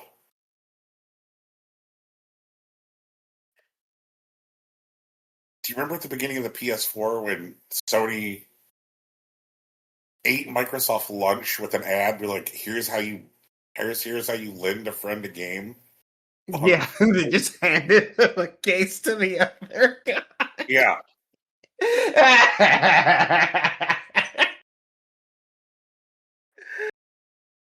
Oh man. And Microsoft's so busy trying to remake Clippy. Why can't we clown them over that? Like, what are we doing over here, man? The problem is that Okay. everyone's trying to remake Clippy now. That's the problem. That's true. That's what Everyone everybody- is trying to remake Clippy. Ugh. It's just like, what if they didn't? You know? Jesus.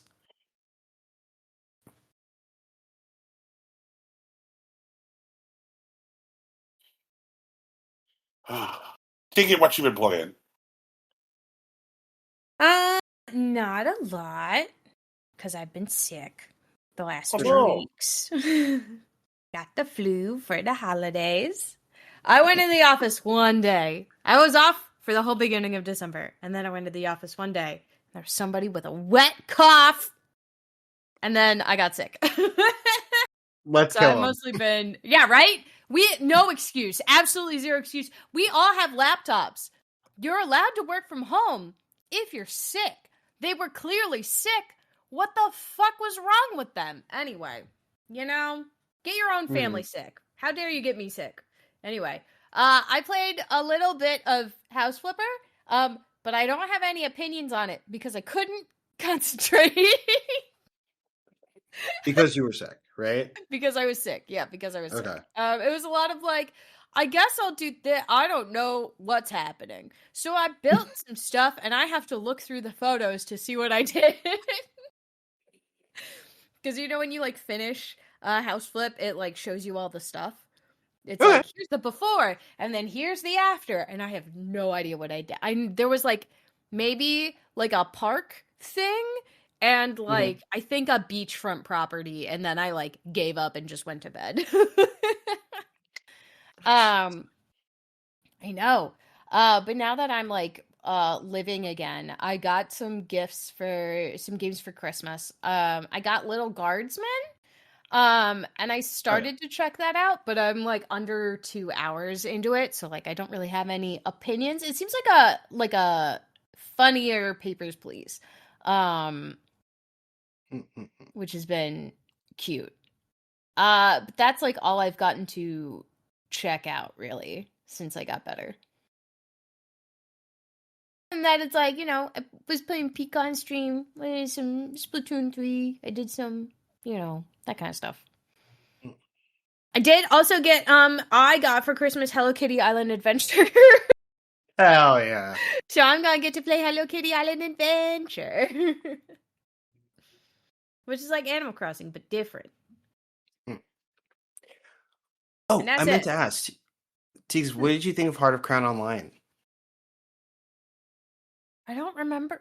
I don't know. I don't think you didn't get to play it because I was playing it on stream, but like, or I played the demo. But the you know, the princess Magic the Gathering like commander game. You played that Essentially. before Christmas. Yes. Yeah. It was sick. I have to watch the VOD. Rip. I Okay, know for I sure. was like talking during it, but I don't know if Mhm. anything I was saying was making sense. Okay, it was like the princess. Oh, Princess Yeah. Puppet Pals. That was that show called? Potter That fake Puppet show they did Pals? on New Girl. Oh, I know Um, what you're talking about. Yeah. Yeah, it was like one of those. Yeah. I don't know anything about card games, so I don't know if I would have any like strong opinions. I think I was For sure. looking at it and I was like, this looks like Magic the Gathering. And it kind of is. So Oh, okay, cool. I don't know anything about Magic the Gathering either, so that's fair. I'm just so there are so many different kinds of games that I'm just completely illiterate on. Which, like, you know, is what it is, I think, at this point. To be fair, Teagues, again, I don't think I can actually read games. I think I've just memorized a lot of words. Yeah, that's fair. That's super fair. But like you generally like vibe with card games. Like between and deck Yeah. builders, between like Slay the Spire and like that kind of stuff, you know? You kind of like get how they work. And I'm just like, "Oh, the mechanic is cards? Okay." For sure. So, the art was cute. I don't know. That's all I got. Mhm. That's real. The art was cute. 100%. But yeah, that's it. I have the next I don't go back until after or the week this podcast is out, actually. That's when I go back to work. So I have some time to like catch up on all the gaming I didn't get to do because I was busy sleeping 18 hours consecutively, sure. you know? Again, totally smashed my record. Let's go. I didn't beat my personal best is the thing. Like that's not even my personal best. What's your personal What best? is your personal best? My personal best is 20 hours. Oh, Jesus. Continuous Yeah. sleep. Yeah. I did one time, and I was sick. Mhm. One time when I was sick, I did 28 hours. Ooh. Jesus. Mhm. And That's pretty good. That's some and Goku shit. I remember rising from the 28th hour and being confused, and I stumbled out to a living room and said, it's 8 p.m. ? And the response was, it's Sunday. Oh no. Uh-huh. That's so good. Yeah, God. this is one of those things where I would say, people of Earth, like, look, if you live with a person and they haven't been asleep that long, at some point you're going to want to stick a fucking mirror in front of their face or poke them or something, because like Something. yeah, like there's sleep and then there's all cap sleep, and like Mhm. yeah, at some point you're just like, is something going on? Is this some kind of diabetes? What the hell is this? Hey, So yeah. we knew for the 20-hour sleep, I was definitely being watched like a hawk. I know that. Because Alex told me after I woke up, he was like, "Oh, I was really worried." And I was like, "Nice. Can I go back to bed now?" But for this time, I apparently was fully like sitting up, drinking medicine every 4 hours, and then just laying back down. So, and this was just the flu. Like I went to the doctor and I got a combination COVID influenza RSV test, and it was just influenza A. Fucking sucked. But Gross. the 20-hour record was when I got COVID, and that was also like right after like a major life thing. So it was just like a double whammy, like, oh, she's sick and also she's probably worn down double, So that was mostly like left alone but like checked on periodically. Just like, she breathing still? Okay, we're good. But yeah, hopefully in the next like week I'm gonna be doing things, which is exciting. Can't wait. Can't wait to play some video games. Let's go. Yeah, this Hello Kitty Island Adventure, It's Animal Crossing, but not. it True. sure does look good. I know it looks really yeah. cute, and I'm gonna get to meet the penguin, Tuxedo Sam. I love Tuxedo Sam. That's my dude. I know you love Tuxedo Sam. Do you get to like play with other people like Animal Crossing? Oh, I have no idea. I don't know. Maybe. Maybe not. And I know there's a major Animal Crossing update coming. And I have to call Nintendo still to figure out how to get how to re-download my island from 2 Switches ago, I know I backed it up. It says the backup data is there in the cloud. It just won't download for whatever reason. So I have to call Nintendo and be like, hello?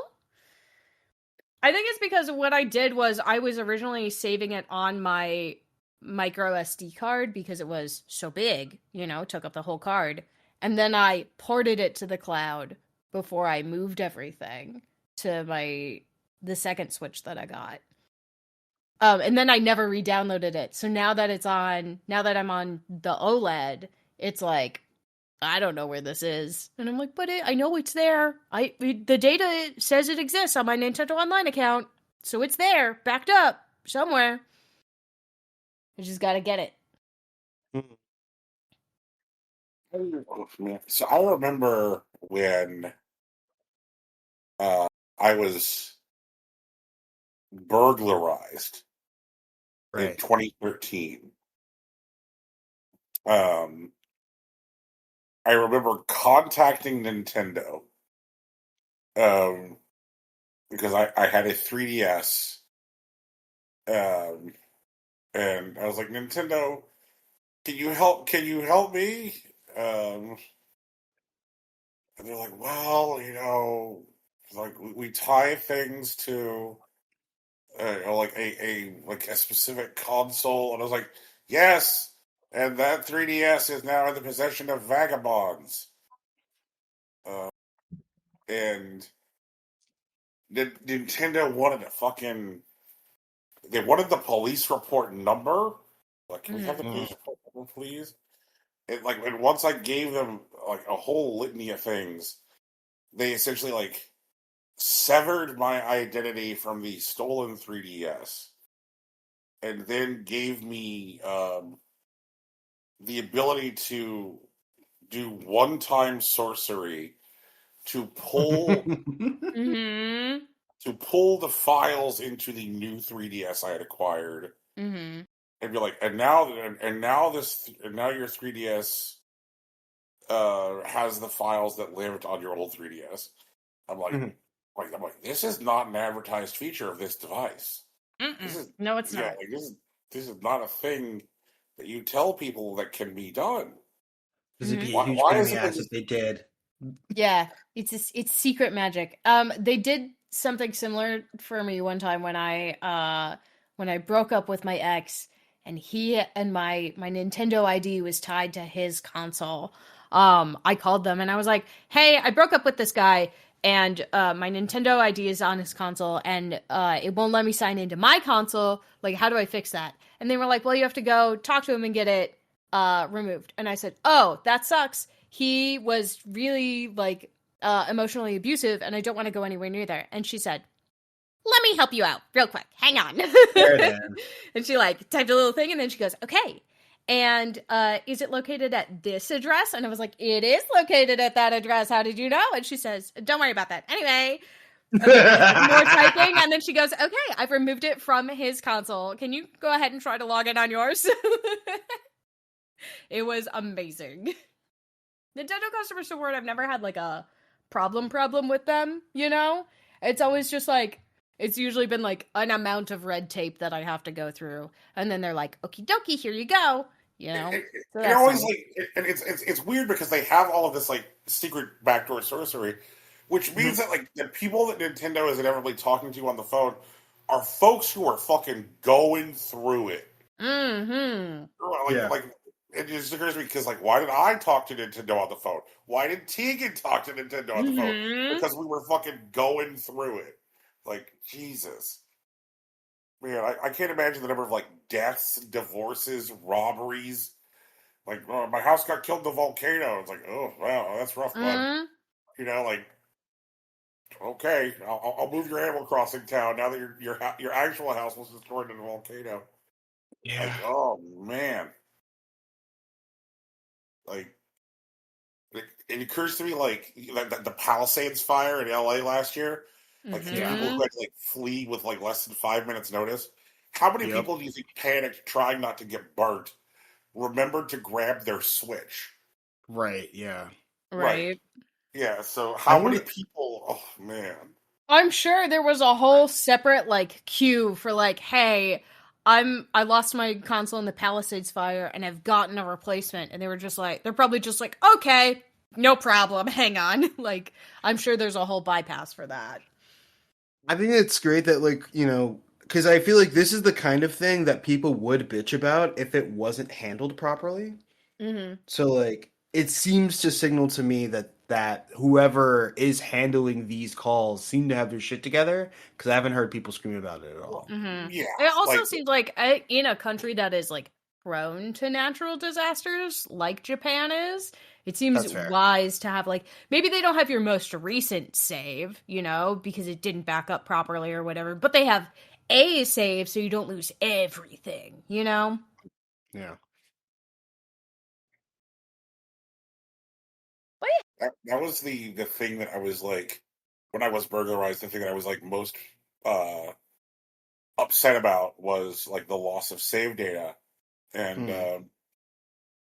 and that I had an easier time recovering my save data for Nintendo stuff than I did for Xbox stuff at the time. Uh, yeah. yeah, because at the time on Xbox 360s, it did not default to backing up saves to a cloud. Um, that would come like a generation later on the Xbox One, where they're like, yeah, like yes, we save your save file locally, but also by default as part of being Xbox Live customer, like we default to creating like a remote backup. Like Nintendo just did that shit, didn't charge you for it, but also told you like, yeah, this thing's tied down to one device, and the answer is it's tied down to one device asterisk unless your life goes sideways. Yeah. Yeah. Ugh.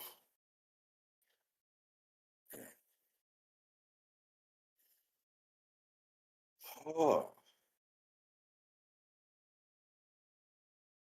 For all of our talk about how we're mainly cover like independent gaming now, it sure does feel like we just did an ad for fucking Nintendo. It was a I small mean, one. okay. It's okay. I will I say do feel I got some of my best numbers in Pokemon Sleep also while I've been unconscious. I'm a little peeved that I missed that shiny Ninetales, but you know, is what it is. Um, Brian, I do want to reaffirm that again, corporations are not our friends, but like it's important to note when they actually do something that's worthwhile. It's Yeah, important to call out Like, behavior you want to see continued.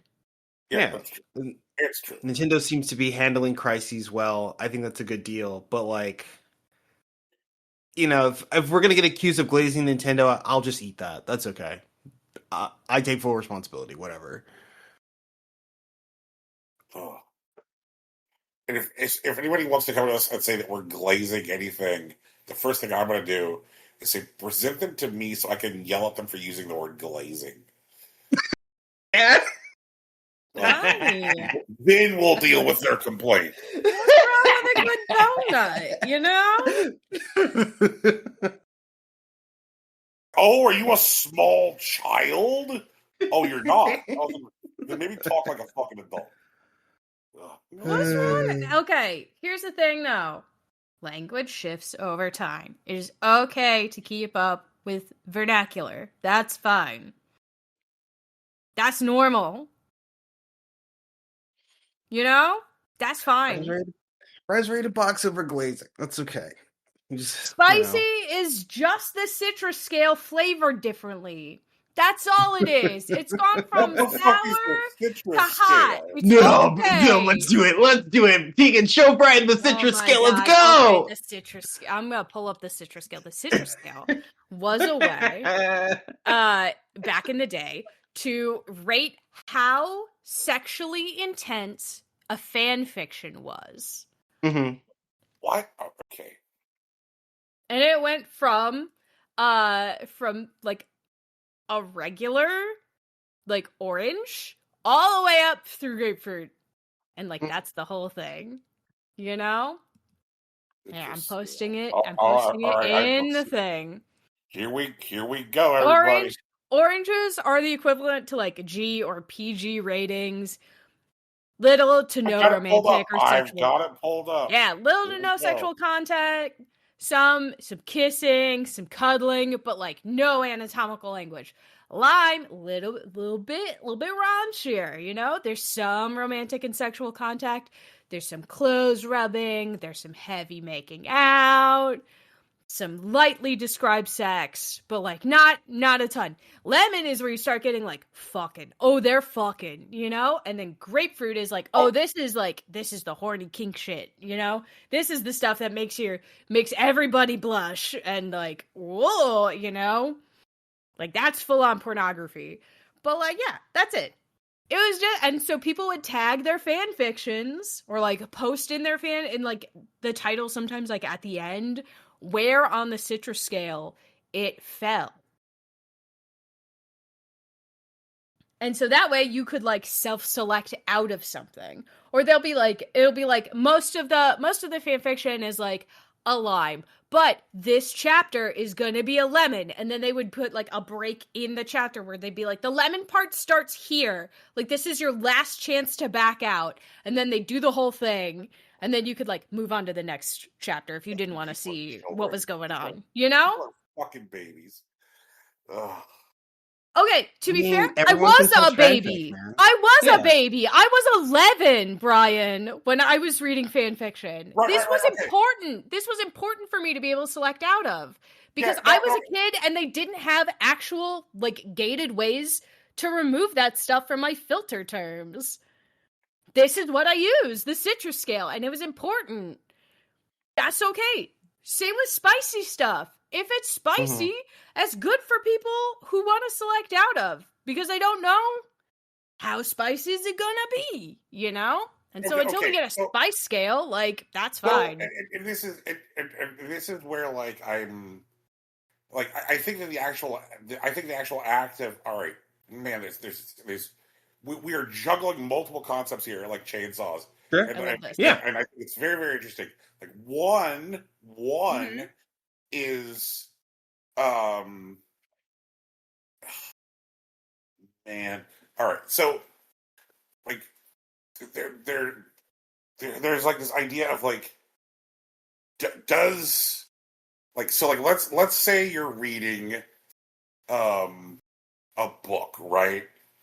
And you're and all of a sudden in the book there's fucking like if you're reading the book and in the book there's fucking like does a person skip the fucking in the book? And I think that like for me the answer is like is no, or like, and I guess I'd have to find something else like which isn't fucking like something else which is like you know like just like generally unplugged. Like if you read something in a book where you're just like, oh, this is something which is like either I find personally unpleasant or something I don't necessarily want to engage with routinely for pleasure. Like, do you skip it? And for me, the answer is always no, because I'm like, you know, the person who made this art put it here for a reason. Like, there's a reason that when I reach page 171, like this is supposed to be here. Like, this is supposed to be part of my journey as the reader.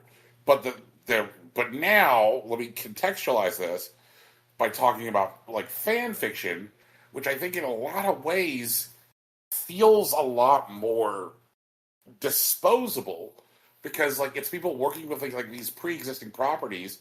And they're like, well, you know, what if I wrote a story about, you know, McDonald Land, and there's Ronald, and there's Grimace, you know, and there's the Hamburglar, there's Mayor McCheese, and they're having a good time, but in chapter 4, Mayor McCheese, you know, exerts power and influence over the Hamburglar. It's like, Hamburglar, I will free you from McDonald Land jail. If you service me sexually. And it's like, well, because it's fan fiction about McDonald characters, it feels disposable, and it feels like you're not really like breaking the integrity of anything by skipping the scene where like the Hamburglar blows Mayor McCheese to get out of jail, because you're like, whatever, this is just fan fiction. And so like I'm sorry if I feel like I'm driving in circles here. I guess what I'm saying is that like for like an 11-year-old online trying to make sure they don't see weird shit when they're reading Pokemon stuff. I'm like, that, like, that feels good, because I don't want, like, an 11-year-old to, like, be made to feel uncomfortable in that way. Because I do feel like fan fiction is ultimately disposable. Okay. I want them to, at the same time, in parallel, also, like, be developing, like, good media literacy habits, so that way when they are, like, say, reading a challenging novel as an adult or watching a challenging film as an adult, that, like, they're not, skipping 20 pages or fast forwarding 5 minutes because something makes them a little uncomfortable, and they're maybe Okay, they're I will maybe say usually adult media is much better at disclosing what kind of experience you're getting ready for. right, right. Mhm. Books and like other media. If I in the wild encounter something in a book that I was not expecting and I am not prepared for, I put the book down, and 9 times out of 10, I never pick it up again.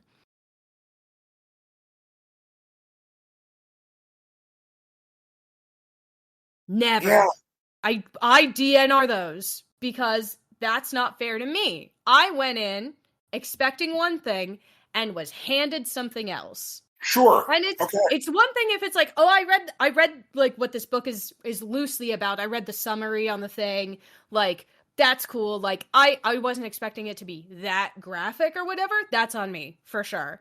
If it's fully like, oh, and then something happens and they don't tell you the vibe of the something that happens, and I stumble in and it's like, oh, a child rape scene or whatever, then I'm like, nope, not touching this. Nope. If they walk in on somebody else having sex, if I'm not ready for that, nope, I'm not reading that book anymore, and I'm not reading anything else by that author, because it's irresponsible at that point. And it's one of those things where, like, I'm not I, doing it. I think that this is where I guess I like insert giant speech here about how schools don't really like bake in teaching the humanities anymore. Because one of the things that I think that we got value from teaching humanities is the idea that sometimes art will make us uncomfortable. Yeah, and that's fine. But I think Yeah. we should also be able to judge for ourselves whether or not we're in a space to explore that Oh, discomfort. that's like, You know? And like yes. without knowing, like, hey, sometimes this art is going to make me uncomfortable. Like, that's cool. If I'm not ready for an uncomfortable experience, I'm not going to pick up the uncomfortable book. If I know it's going to be an uncomfortable book, right, right. I'm not going to pick up the John Grisham novel when I'm not in the mood for a big suspenseful murder. That's fine. But like, if I pick up a book and I'm like, oh, this is going to be like a light little like whodunit thing, and I'm greeted with the graphic murder, that's not what I thought I was walking into. I thought I was walking into the solutioning part, not seeing who did it at the beginning and then doing the thing. You know? It's and I guess like I just want more people to like have the tools to like to I guess make those decisions, and it just so now we're at this point. If This books place where, like, had tags the way that AO3 did tags, I feel like there would be a lot less of that just generally, you know? Because like even TV shows have tags. This is rated this for this and this reason, and there isn't that for books. I feel like this is one of those tools. Am I wrong?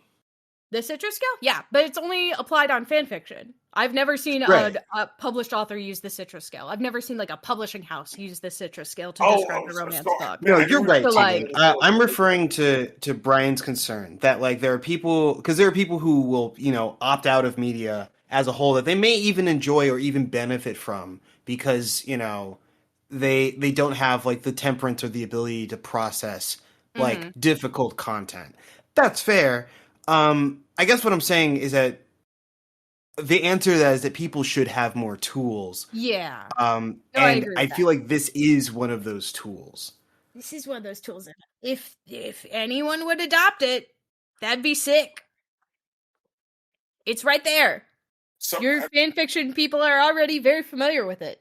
You know? So I guess I never got a chance to swing around to my other problem with this citrus scale thing, or calling sexual content spicy. Okay. Is I think that there's a measure of infantilization there. Like Okay. if we can't even bring ourselves to say sexual content, like it just it's like come on, like we're approaching it from a position of infantilization, when you're watching TV and something says it's rated TVMA, Mhm. for violence, vulgar language and sexual content. It says it's rated TV for violence, vulgar language, and sexual content. It doesn't say violence, vulgar language, and it's spicy. It says sexual content. Um, it's just like if we bake into our heads this belief that we're 6-year-olds, we just become 6-year-olds. Sure, but also the citrus scale repeatedly mentions like stuff like sexual content. I don't think it's infantilization. I think they're just talking to kids. It's just a categorization tool. This is like the kind of sexual content you can expect in this work, whatever it is. You know? It's not just because, like, sexual content could be a lady with her boobs out, or it could be a full-on sex scene. And, like, those things, in some media, treated exactly the same. And in some households, treated exactly the same. You see, and this is where, like, I want to stand up on a chair and scream, about why we need to teach humanities, because I would say, like, is a lady with her boobs out, is that sexual content? Because I think it depends on that is the the sexualization presentation. of, like, it's a sexualization of a body. It's like that, like, this body only can exist within a sexual context. See, and not, like, that's the thing.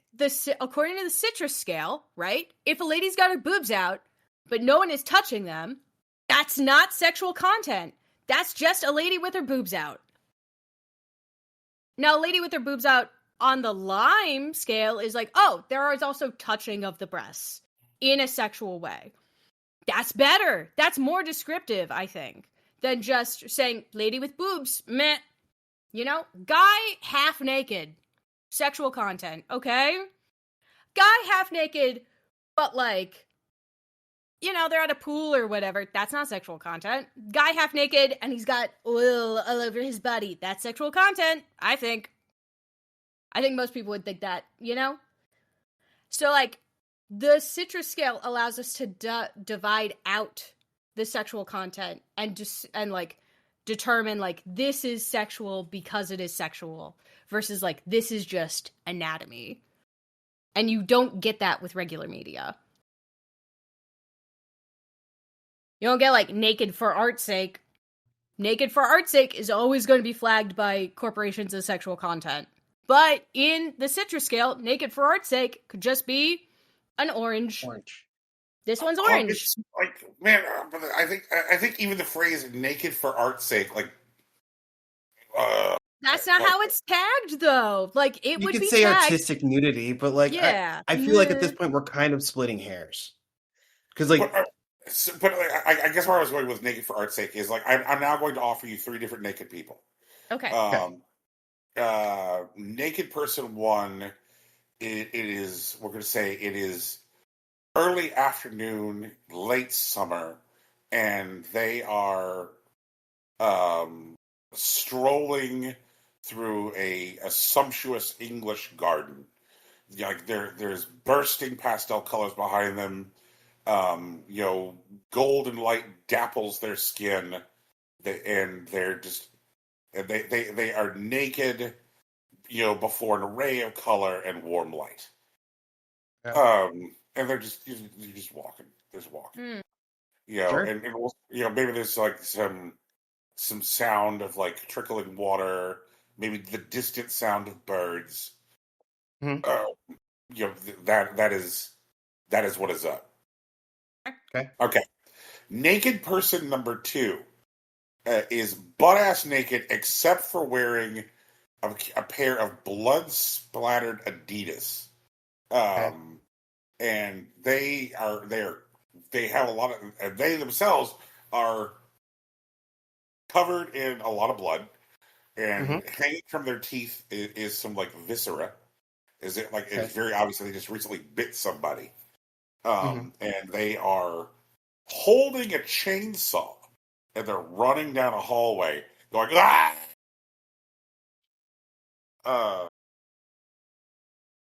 And like yeah, that's what they do. That's what they do. Now, person number 3 is somebody who is overcome with arousal, and they pull over their 1979 Dodge Omni to the side of the road, and they unbuckle their pants, and they pull their pants to around their knees, and they furtively look around, and then they start like strumming their own banjo, because they've just gotta rub one out. And now I would ask you, with these 3 people who all have exposed genitals, are any one of these people having exposed genitals for art's sake? Yeah, right? I would assume the first 2 are, and the last one is sexually motivated, and probably a lemon, depending on the language and camera work. So I would actually say that they're 2 oranges and a lime, but they're all for art's sake. I think it depends on the framing, like the wording, like the actual phrasing in the third one. That's fine. I can accept the phrasing and or the framing, because like if I'm actively like if I'm just seeing like, oh, this he appears to be, but like I don't see an actual penis, that's probably a lime. If I'm seeing the penis, that's a lemon. Yeah, you know. But the other 2, that sounds like art to me. There's no sexual energy in either of them. Not from the way you described them. I think I get, but like, I guess what, I don't know exactly Brian's saying, but I think Brian's gesturing that these are all art for art's sake. Like, they're all art. Exactly, it's just like one, and art isn't divorced from sexual content. That is exactly it, Rocky. That was, thank you. You have arrived at my point. That's fair. Yeah, that's the fine. Citra scale is just for sexual content. Like, very. Yeah. And I don't think this is saying what is and is not art. It's just describing sexual content. And there are people who would use that to separate art, or try to separate art and sex. But that's not what this is doing. I think this is just a tool. Right. But there's this like idea that I think at some point gets like baked in.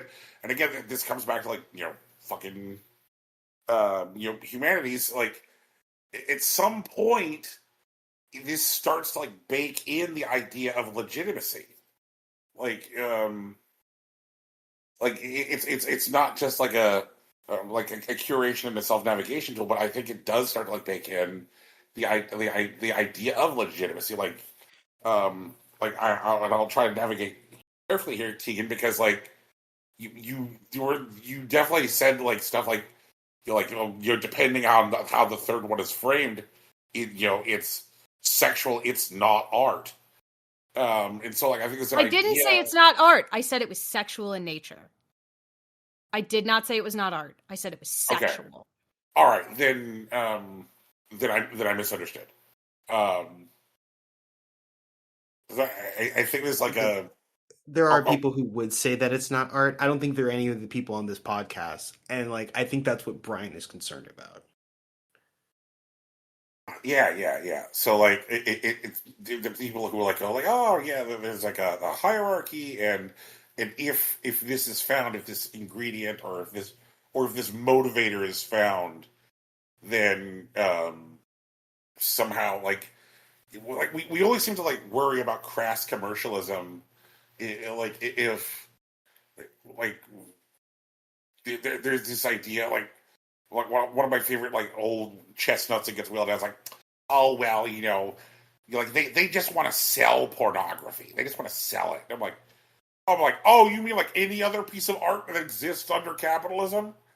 Like, Sure. yeah, like they're not exactly making fucking Avengers Endgame out of the goodness of somebody's heart. Like that, like this, like that when art exists in a space where commerce exists, there is like always going to be like a tug of war and a tension between like um what is in it because somebody wants it to be there and it's reflective of an artist's desires, and what is in it in order to motivate an audience to buy it. Those are things that are always going to be in tension with each other. And oh my god, have I completely climbed my own ass today? Am I inside of my own ass? Fran, settle down. Okay. I think we're just talking today. I think that's all right. Oh, all right. I just wanted to know if I was inside of my own ass. Setting of the new SpongeBob show. I do think that the fanfic world is very different from like a lot of the commercial art world. I could definitely see someone like the MPAA using a scale like this to like bludgeon anything that isn't commercially chased. You know what I mean?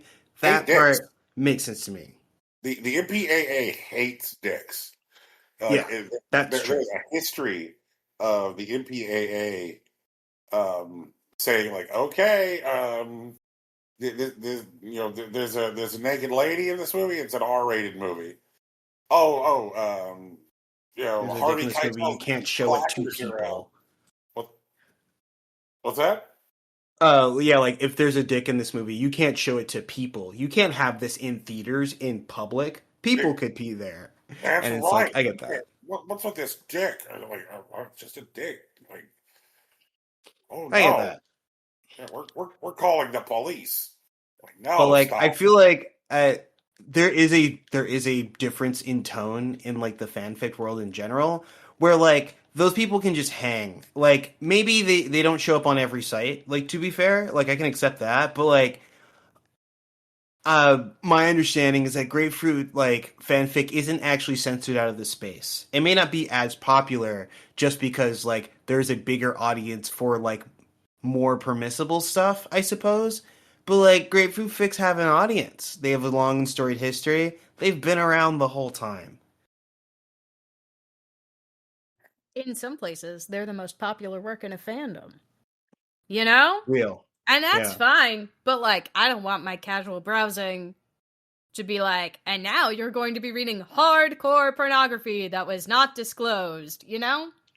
Yeah. Like, I feel like this is a tool that needs to exist, that like, people need to be able to opt out. And sure, there are situations where we'll end up with people who never have opted in and like it shows. I get that, but it's like, that's an internal work, and I feel like I'm not sure that's something that we need to be responsible for, short of an existential crisis, which in fanfic, I'd argue, isn't the same as it is in film. Because like in oh no, go ahead. You finish. No. I was gonna ramble. Go on. Oh, I was gonna say my whole thing is using other words to describe other things does not inherently make it infantilizing. Because I don't think the Citra scale is infantilizing at all. Everybody, well, not everybody anymore, but everybody in like the early internet generation of fandom knows what this scale is, knows what it means, and understands how to utilize it appropriately. We are now passing on this tool to the current generation of fanfiction writers, so they understand how to use it and how to better tag their stuff, so that the people who want to read their work do, and the people who want to avoid some of the things in their work are able to opt out, like in a very accessible way. That isn't, I have to read the word that, like, I have to read incest on every single one, you know? I have to read, like, a gangbang rape scene. I don't need to do that. I just need to know it's grapefruit, and then I can move on past the tag. I don't have to look any further. I can go to a different fanfiction. And so I think words, like, reutilizing words like that to talk about other things is perfectly fine and not infantilizing and not demeaning to the art or the medium in any way. Okay, so I think it's only demeaning if you view it as lesser than. so I think that one of the things that like we might run a risk with a flat tagging system is like digging into that grapefruit for a second. Mhm. Is like there's two things that you just mentioned, Tegan. Is one, you said gang bang rape scene, Mhm. and like I feel like a gang bang and a rape present two very different kind of like potential like reactions to an audience. Like one is a depiction of a lack of consent, Mm-hmm. you know, Mhm. it is ultimately like an act of violence. Right. And the other is Mhm. enthusiastic participant from only half of the group. Wait, what? Because I'm sorry. I'm using them as one scene. It is a gangbang and it is a rape. It is one participant being violated by multiple participants.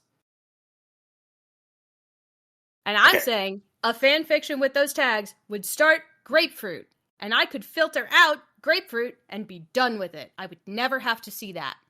You know? Because that's not what I'm into. I'm not into any of the inherent violence around that. If it was that kind of scene, it would be labeled grapefruit, which would be appropriate because it would be likely an NC-17, very explicit. Because most fan fiction, in my experience, that I have read that features those things do not also feature a less graphic depiction of it. Does that make sense? And so I would just filter out grapefruit and be done. But somebody who wanted to read a grapefruit could then filter out the other tags they don't want. This is like an additional. Not this isn't like the end all be all, you know? Yeah. There's not just one like This is tag. It's this just is the first tag you put in and then you put in the other stuff. You put in your other warnings after this. But the first one is like it's like your regular stuff, your pairings, you know, you're like, "Oh, this is a hurt comfort fic, blah blah blah blah blah." And it's like grapefruit. Blah blah blah blah blah blah blah. The like big kink stuff that you put in. And so, like, people who don't want to read any grapefruit fics could filter out the grapefruit fics and just be done with the whole situation. But people who do then get additional information. Like, that's how tagging works.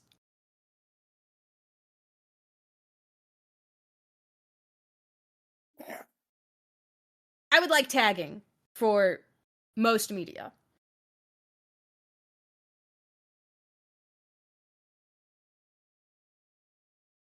And I don't think, like, introducing this as a tool in addition to the other stuff infantilizes the other stuff at all. Just like I don't think using spicy to describe something that has sexual content that gets you hot and bothered is infantilizing either.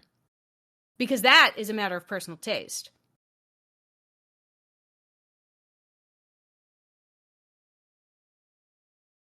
Something that's going to be spicy for me is not necessarily going to be spicy for you because I am an asexual person who finds most sexual stuff awkward. And so it does make me feel bothered. And that's okay. So I could describe something as spicy, and you could be like, that's not spicy at all, that's mild. And that's okay. But, like, I should be able to use the word spicy to be like, this made me uncomfortable sexually, without you being, or, like, this, like, was hot, but not necessarily, like, be like, oh, and, like, now I have to tell you exactly what about it made me uncomfortable. You know? Yeah, but like, why not just simply say like, this made me uncomfortable, or or I'm like, or to say like, I'm not asking for details. I'm not asking for someone to say like, um, shake out their insides, like because like the way that we interact with media is obviously like very deeply personal. But like, So you're around the water cooler. You're around the water cooler. And Sure. you're talking about a book in a public setting. And the Okay. book had, or like a TV show, whatever. I don't care. You're talking about Heartstoppers? Is that the gay hockey Heated rivalry, show. actually. Heated rivalry, whatever. Heartstoppers is another one. I don't know what that one is. How much Maybe gay that's hockey is also there? there's so the hockey fandom is mostly gay hockey fandom. I'm not even joking. Anyway, at least in the like in fandom space in particular, not sports space, fandom space. So like we're talking about Heart or whatever it was, Heartbreakers, whatever it is. And I go, and we're talking in a public setting, and I go, oh, this show is kind of spicy. And then we can continue that conversation without having to discuss anything in a public setting where I may not be comfortable fully divulging exactly what about it I thought was spicy. That could be a conversation we continue privately. Over text or whatever. But at work, I can say, oh yeah, I thought it was kind of spicy. Wasn't for me. And, like, we can move on without having to be like, yeah, I thought it was really, like, uncomfortable when they were pushing each other up in the goalie box. I think that's weird. You know? In the middle of a game, really? Like, I don't know. I feel like being able to use tamer language in a public setting is a good thing, especially for people who may not be comfortable discussing those things, like, in front of everybody. You know? I guess I don't see like the value of saying spicy instead of saying like instead of saying like it wasn't for me. Like it wasn't for me accomplishes the exact same thing. Well, and then they go, why wasn't it for you? What about it didn't you like? Continuing the conversation. Where I could just say like, oh yeah, I thought it was kind of spicy, so I didn't like it.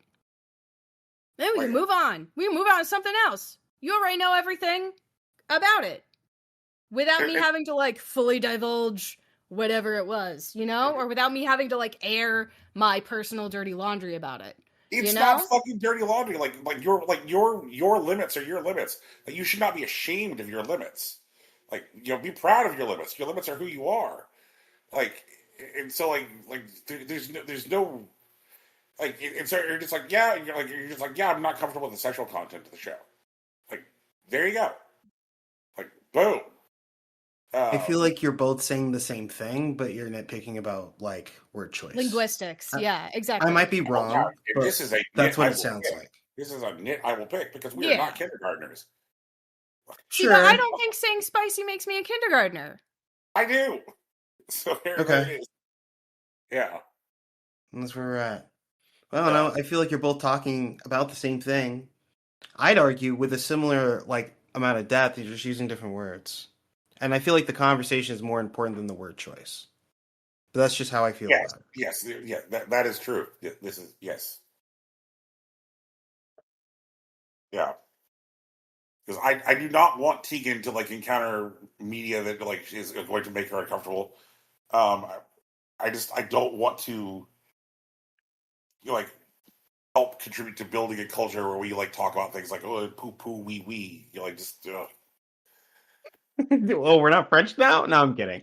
I mean, I get you. I feel like people should just be able to opt into those conversations, and by extension, they should be able to opt out. I mean, sure, that means that we have less shared media, you know, but I'd argue that means that there's less people who are like, you know, traumatized unnecessarily, you know?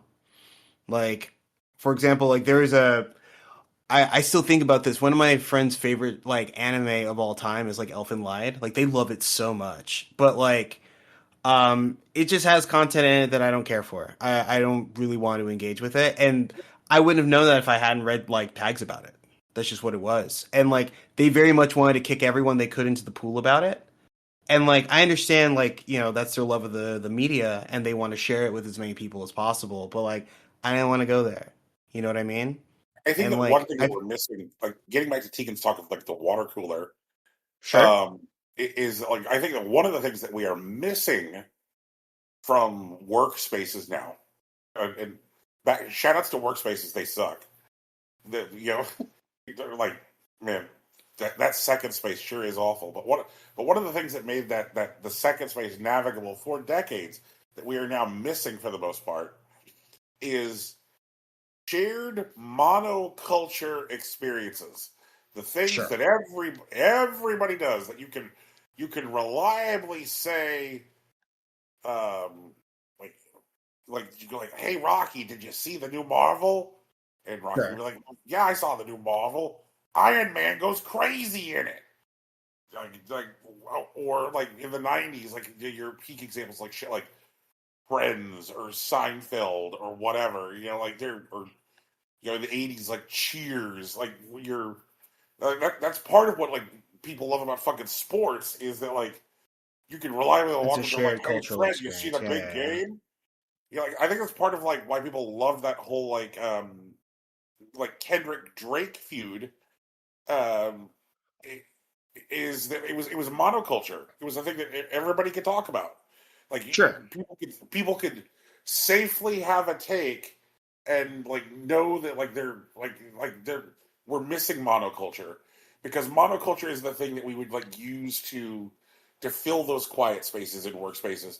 And now we walk up to the person at the water cooler and we're like, oh, I want to talk about something with person at water cooler, but I don't know what they're into because now we have increasingly small media silos, and I don't know if I have a shared interest with so and so. But Sure. it used to be that there were things that like targeted um like huge segments of the population. Like one of the things I did this year in 2025 was I watched all 15 seasons of fucking ER. Like Okay. there was I started in April and it took me until July. But I Hmm. chewed through 15 years of fucking ER television. That was a For lot sure. of time in a hospital. But one of the things I did was I was watching along was I would check to see what the ratings were like Hmm. for the show at the time.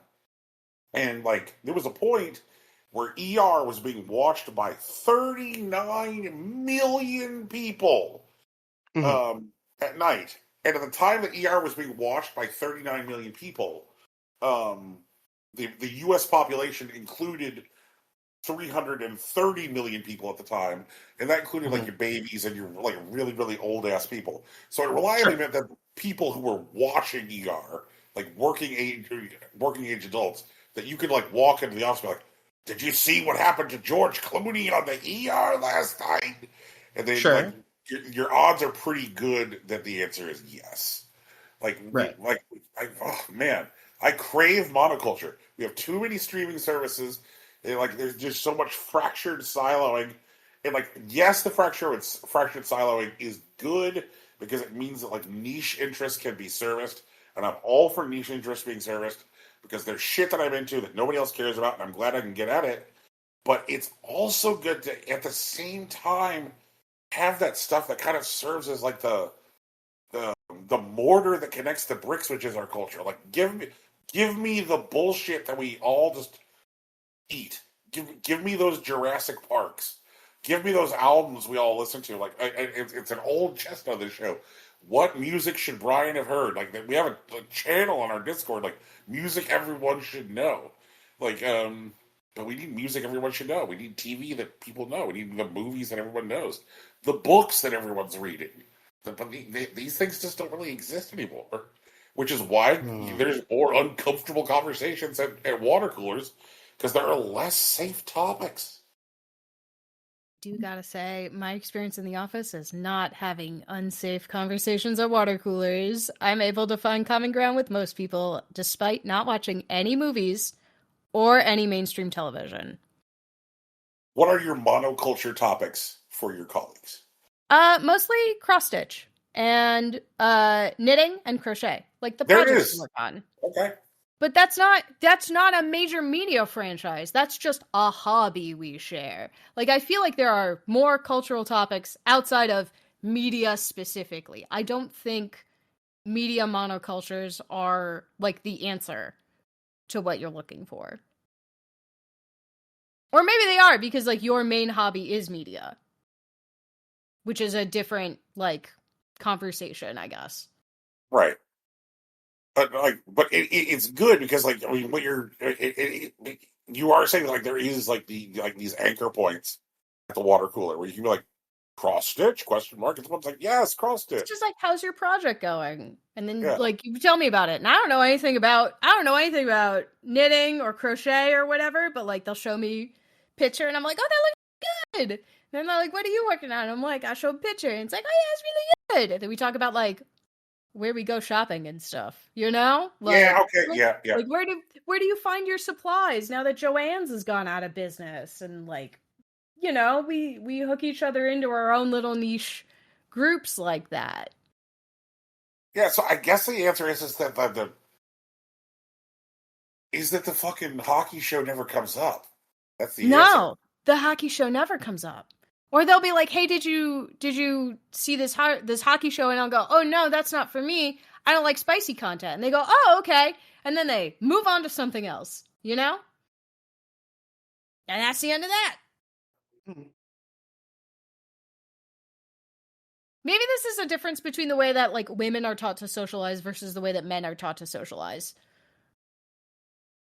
Maybe this is a nurture thing.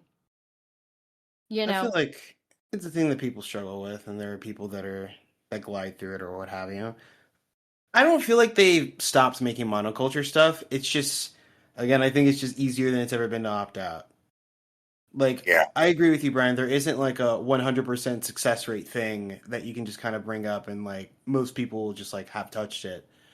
But like, I don't know. I feel like there's a lot of stuff that's close. I feel like if you walk around and you talk about the new Avatar movie, you know, I feel like you're gonna Yeah. get some hits. Yep. You Yep. know, like I feel like if you want to talk about heated rivalry, you can. But also, I don't know, depending on your demographic, if you just want to talk about NCIS or like SVU or whatever procedurals on, I think you'll be able to like make those connections as well. I think it's Yeah. possible. Oh yeah. I I I do agree that like there's just people who are outside the monoculture. I've never really minded it, but like I do understand that tension. It totally makes sense to me. Yeah. And the Law and Order Sport Utility Vehicle. That show, I think, is old enough to this point that it can rent a car. Yeah. I mean, they're doing something right. We don't know what it is, but they're doing something.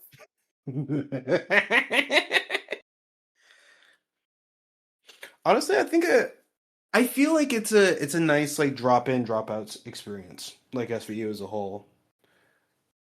Like, you can just kind of sit down and then hang for what is it, the 42 minutes, and then like you're kind of out, and when you're out, you're really out. But you can save for another one. They'll put another one on. Why not?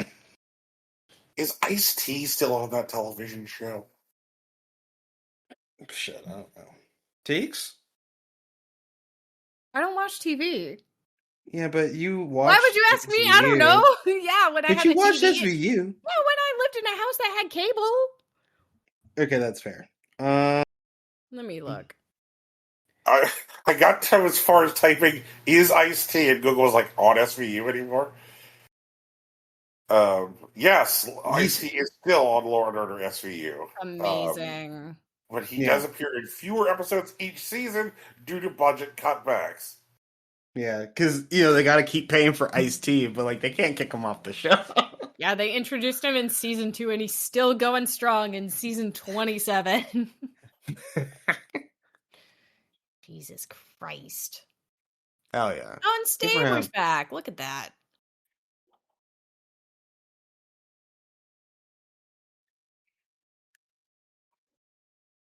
Yeah, all that Ice-T has had to address his reduced role in interviews.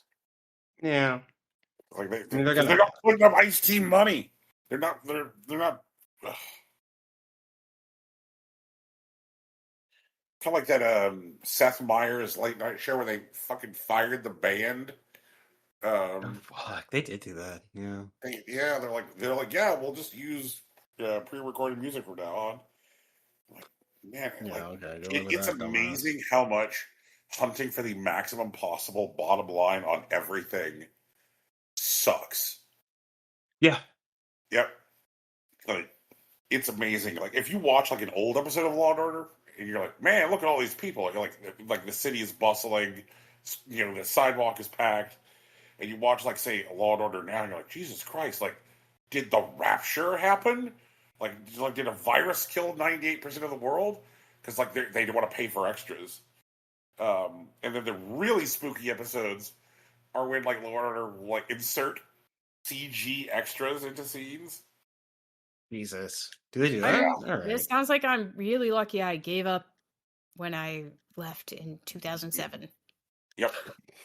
I left when TV was fine, and that's good enough for me. No Yep. TV existed. The only TV that's existed for me since 2007 was anime, and that brief stint where I was watching The Big Bang Theory, and that's it. I'm Whole introducing, unit. Okay, we can't get away with more than that.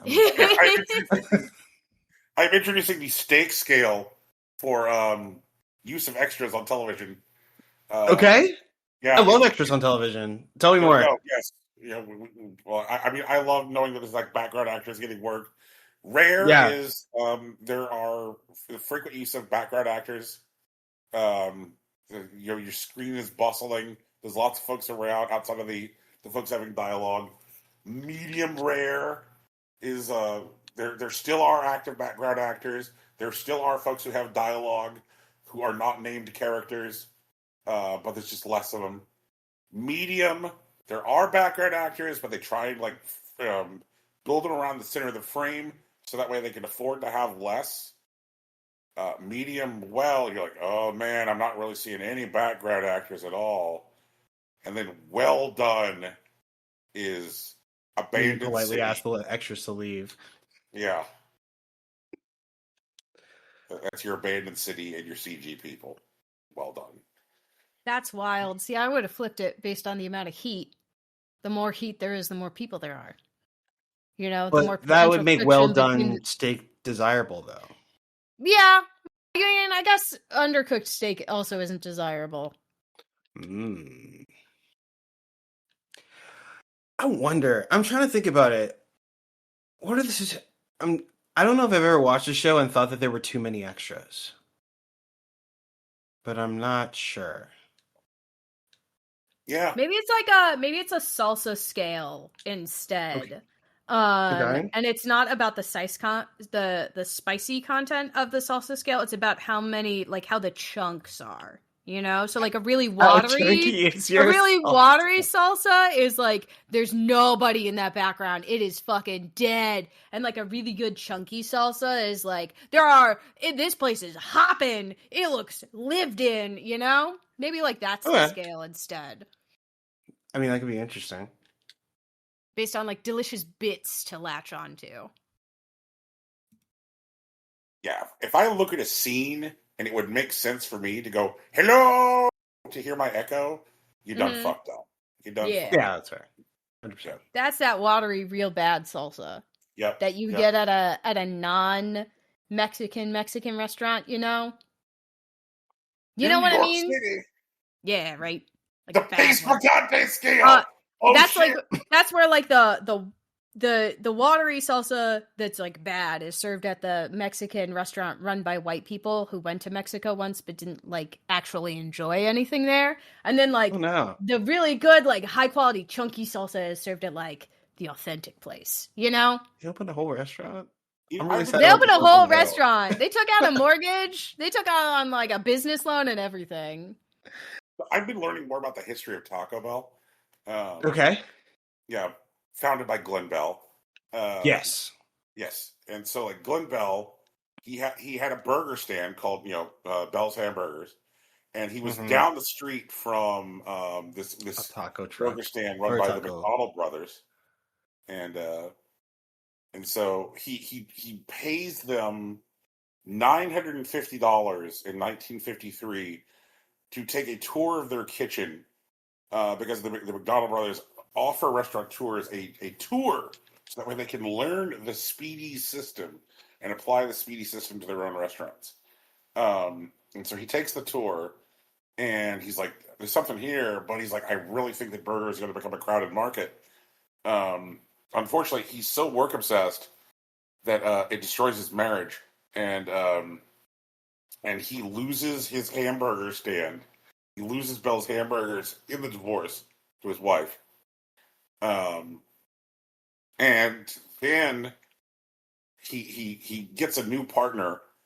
Funny enough, a guy named Tim McDonald, and he starts a restaurant called Taco Tia. And Taco Wait, hold on. Tia, It's Tim McDonald. Is it actually related to McDonald's or is it no relation? no relation. This guy has no Incredible. relation. Yeah, Yeah, please just- continue. Weird coincidence. And so together they start a place called Taco Tia. And his idea for Taco Tia is, he's like, it's gonna have ground beef, and I'm gonna like, it's gonna be like very, very like mildly spiced. He's like, it's gonna be seasoned to a palate which is used to eating hamburgers. I'm gonna put shredded cheese in it, even though like there's hardly any cheese found in tacos, because people are used to cheese on a cheeseburger, and then shredded lettuce because people are used to leaf lettuce on hamburgers, and then diced tomato. His idea is just basically creating a vertical narrow burger, which is why he's interested in like the crunchy shell versus a soft shell, because even though a soft shell is like more common and traditional, he's just like, yeah, he's like, I want to create the experience of like narrow vertical burgers. But the problem is that the guy he started Taco Tia with has no interest in franchising the business. And it's like, yeah, I'm happy with this business just being successful and it's this one location. So he sells his half of Taco Tia to Tim McDonald because his vision is still global domination. And he's like, but now he needs to make enough money to start his vision. So he saves up money by becoming a restaurant consultant. He's like, I'll help you create your vision in exchange for consulting fees. The scam called consulting. God damn it. All right, but is it a scam when he's there at the founding of Wiener Schnitzel? Like he's part of the team that helps put together Wiener Schnitzel. And then a guy who saw how successful Taco Tia was, like, I want to put together a taco restaurant. Again, this is Glenn Bell's dream. But this guy comes to Glenn Bell and is like, I saw Taco Tia, and I know you're doing consulting now. I have a vision for a place called Del Taco. And Glenn Bell's like, all right, I will teach you how to make Del Taco, which is why Del Taco is older than Taco Bell. Because it was the Del Taco consulting fees and the Wiener Schnitzel consulting fees that got Glenn Bell the money to start Taco Bell. Imagine that you're helping someone put together your dream in order to get the money to fund your dream. Crazy. That sounds like the plot of a video game. Yeah. Also, like, maybe 4 different stories in one piece. Hmm. Well, thanks for coming to my talk about the history of Taco Bell. Hell yeah. So, rarely explored niche interest of mine on this show. Brian's compulsion about the history of fast food. It's fascinating. I hear you. Guys, is this a podcast? I feel like it's been a while since we've had like a real big boy around here, as far as like a long episode. Yeah, this is definitely a big podcast. It's cool though. Yeah. It's good for the first one of the year. Oh yeah, that's right. What up, 2026? That's right. I'm calling from the memorable past. Okay. Well, how do we feel? You want to sew this one up? Yeah, let's take us home. Hey everybody, this has been the Impossible Coin podcast. We still do these. Shout out to 2026.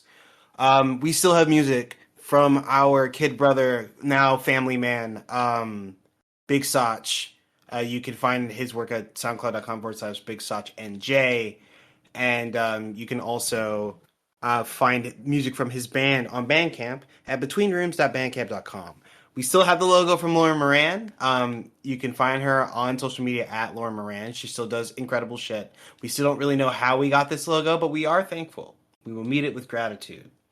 And you can still find the podcast basically wherever podcasts are found, except for SoundCloud. Fuck SoundCloud.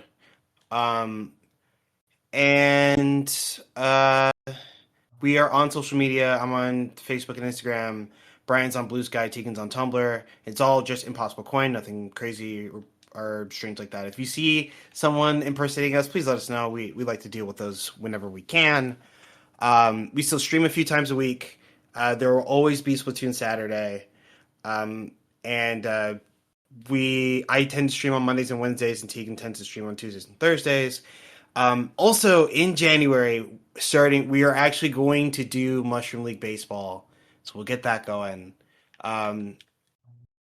If you have any questions about it, I'm around, or you can just wait till it shows up. It should be on the last Sunday of the month. That's where we're at. Cool. Cool.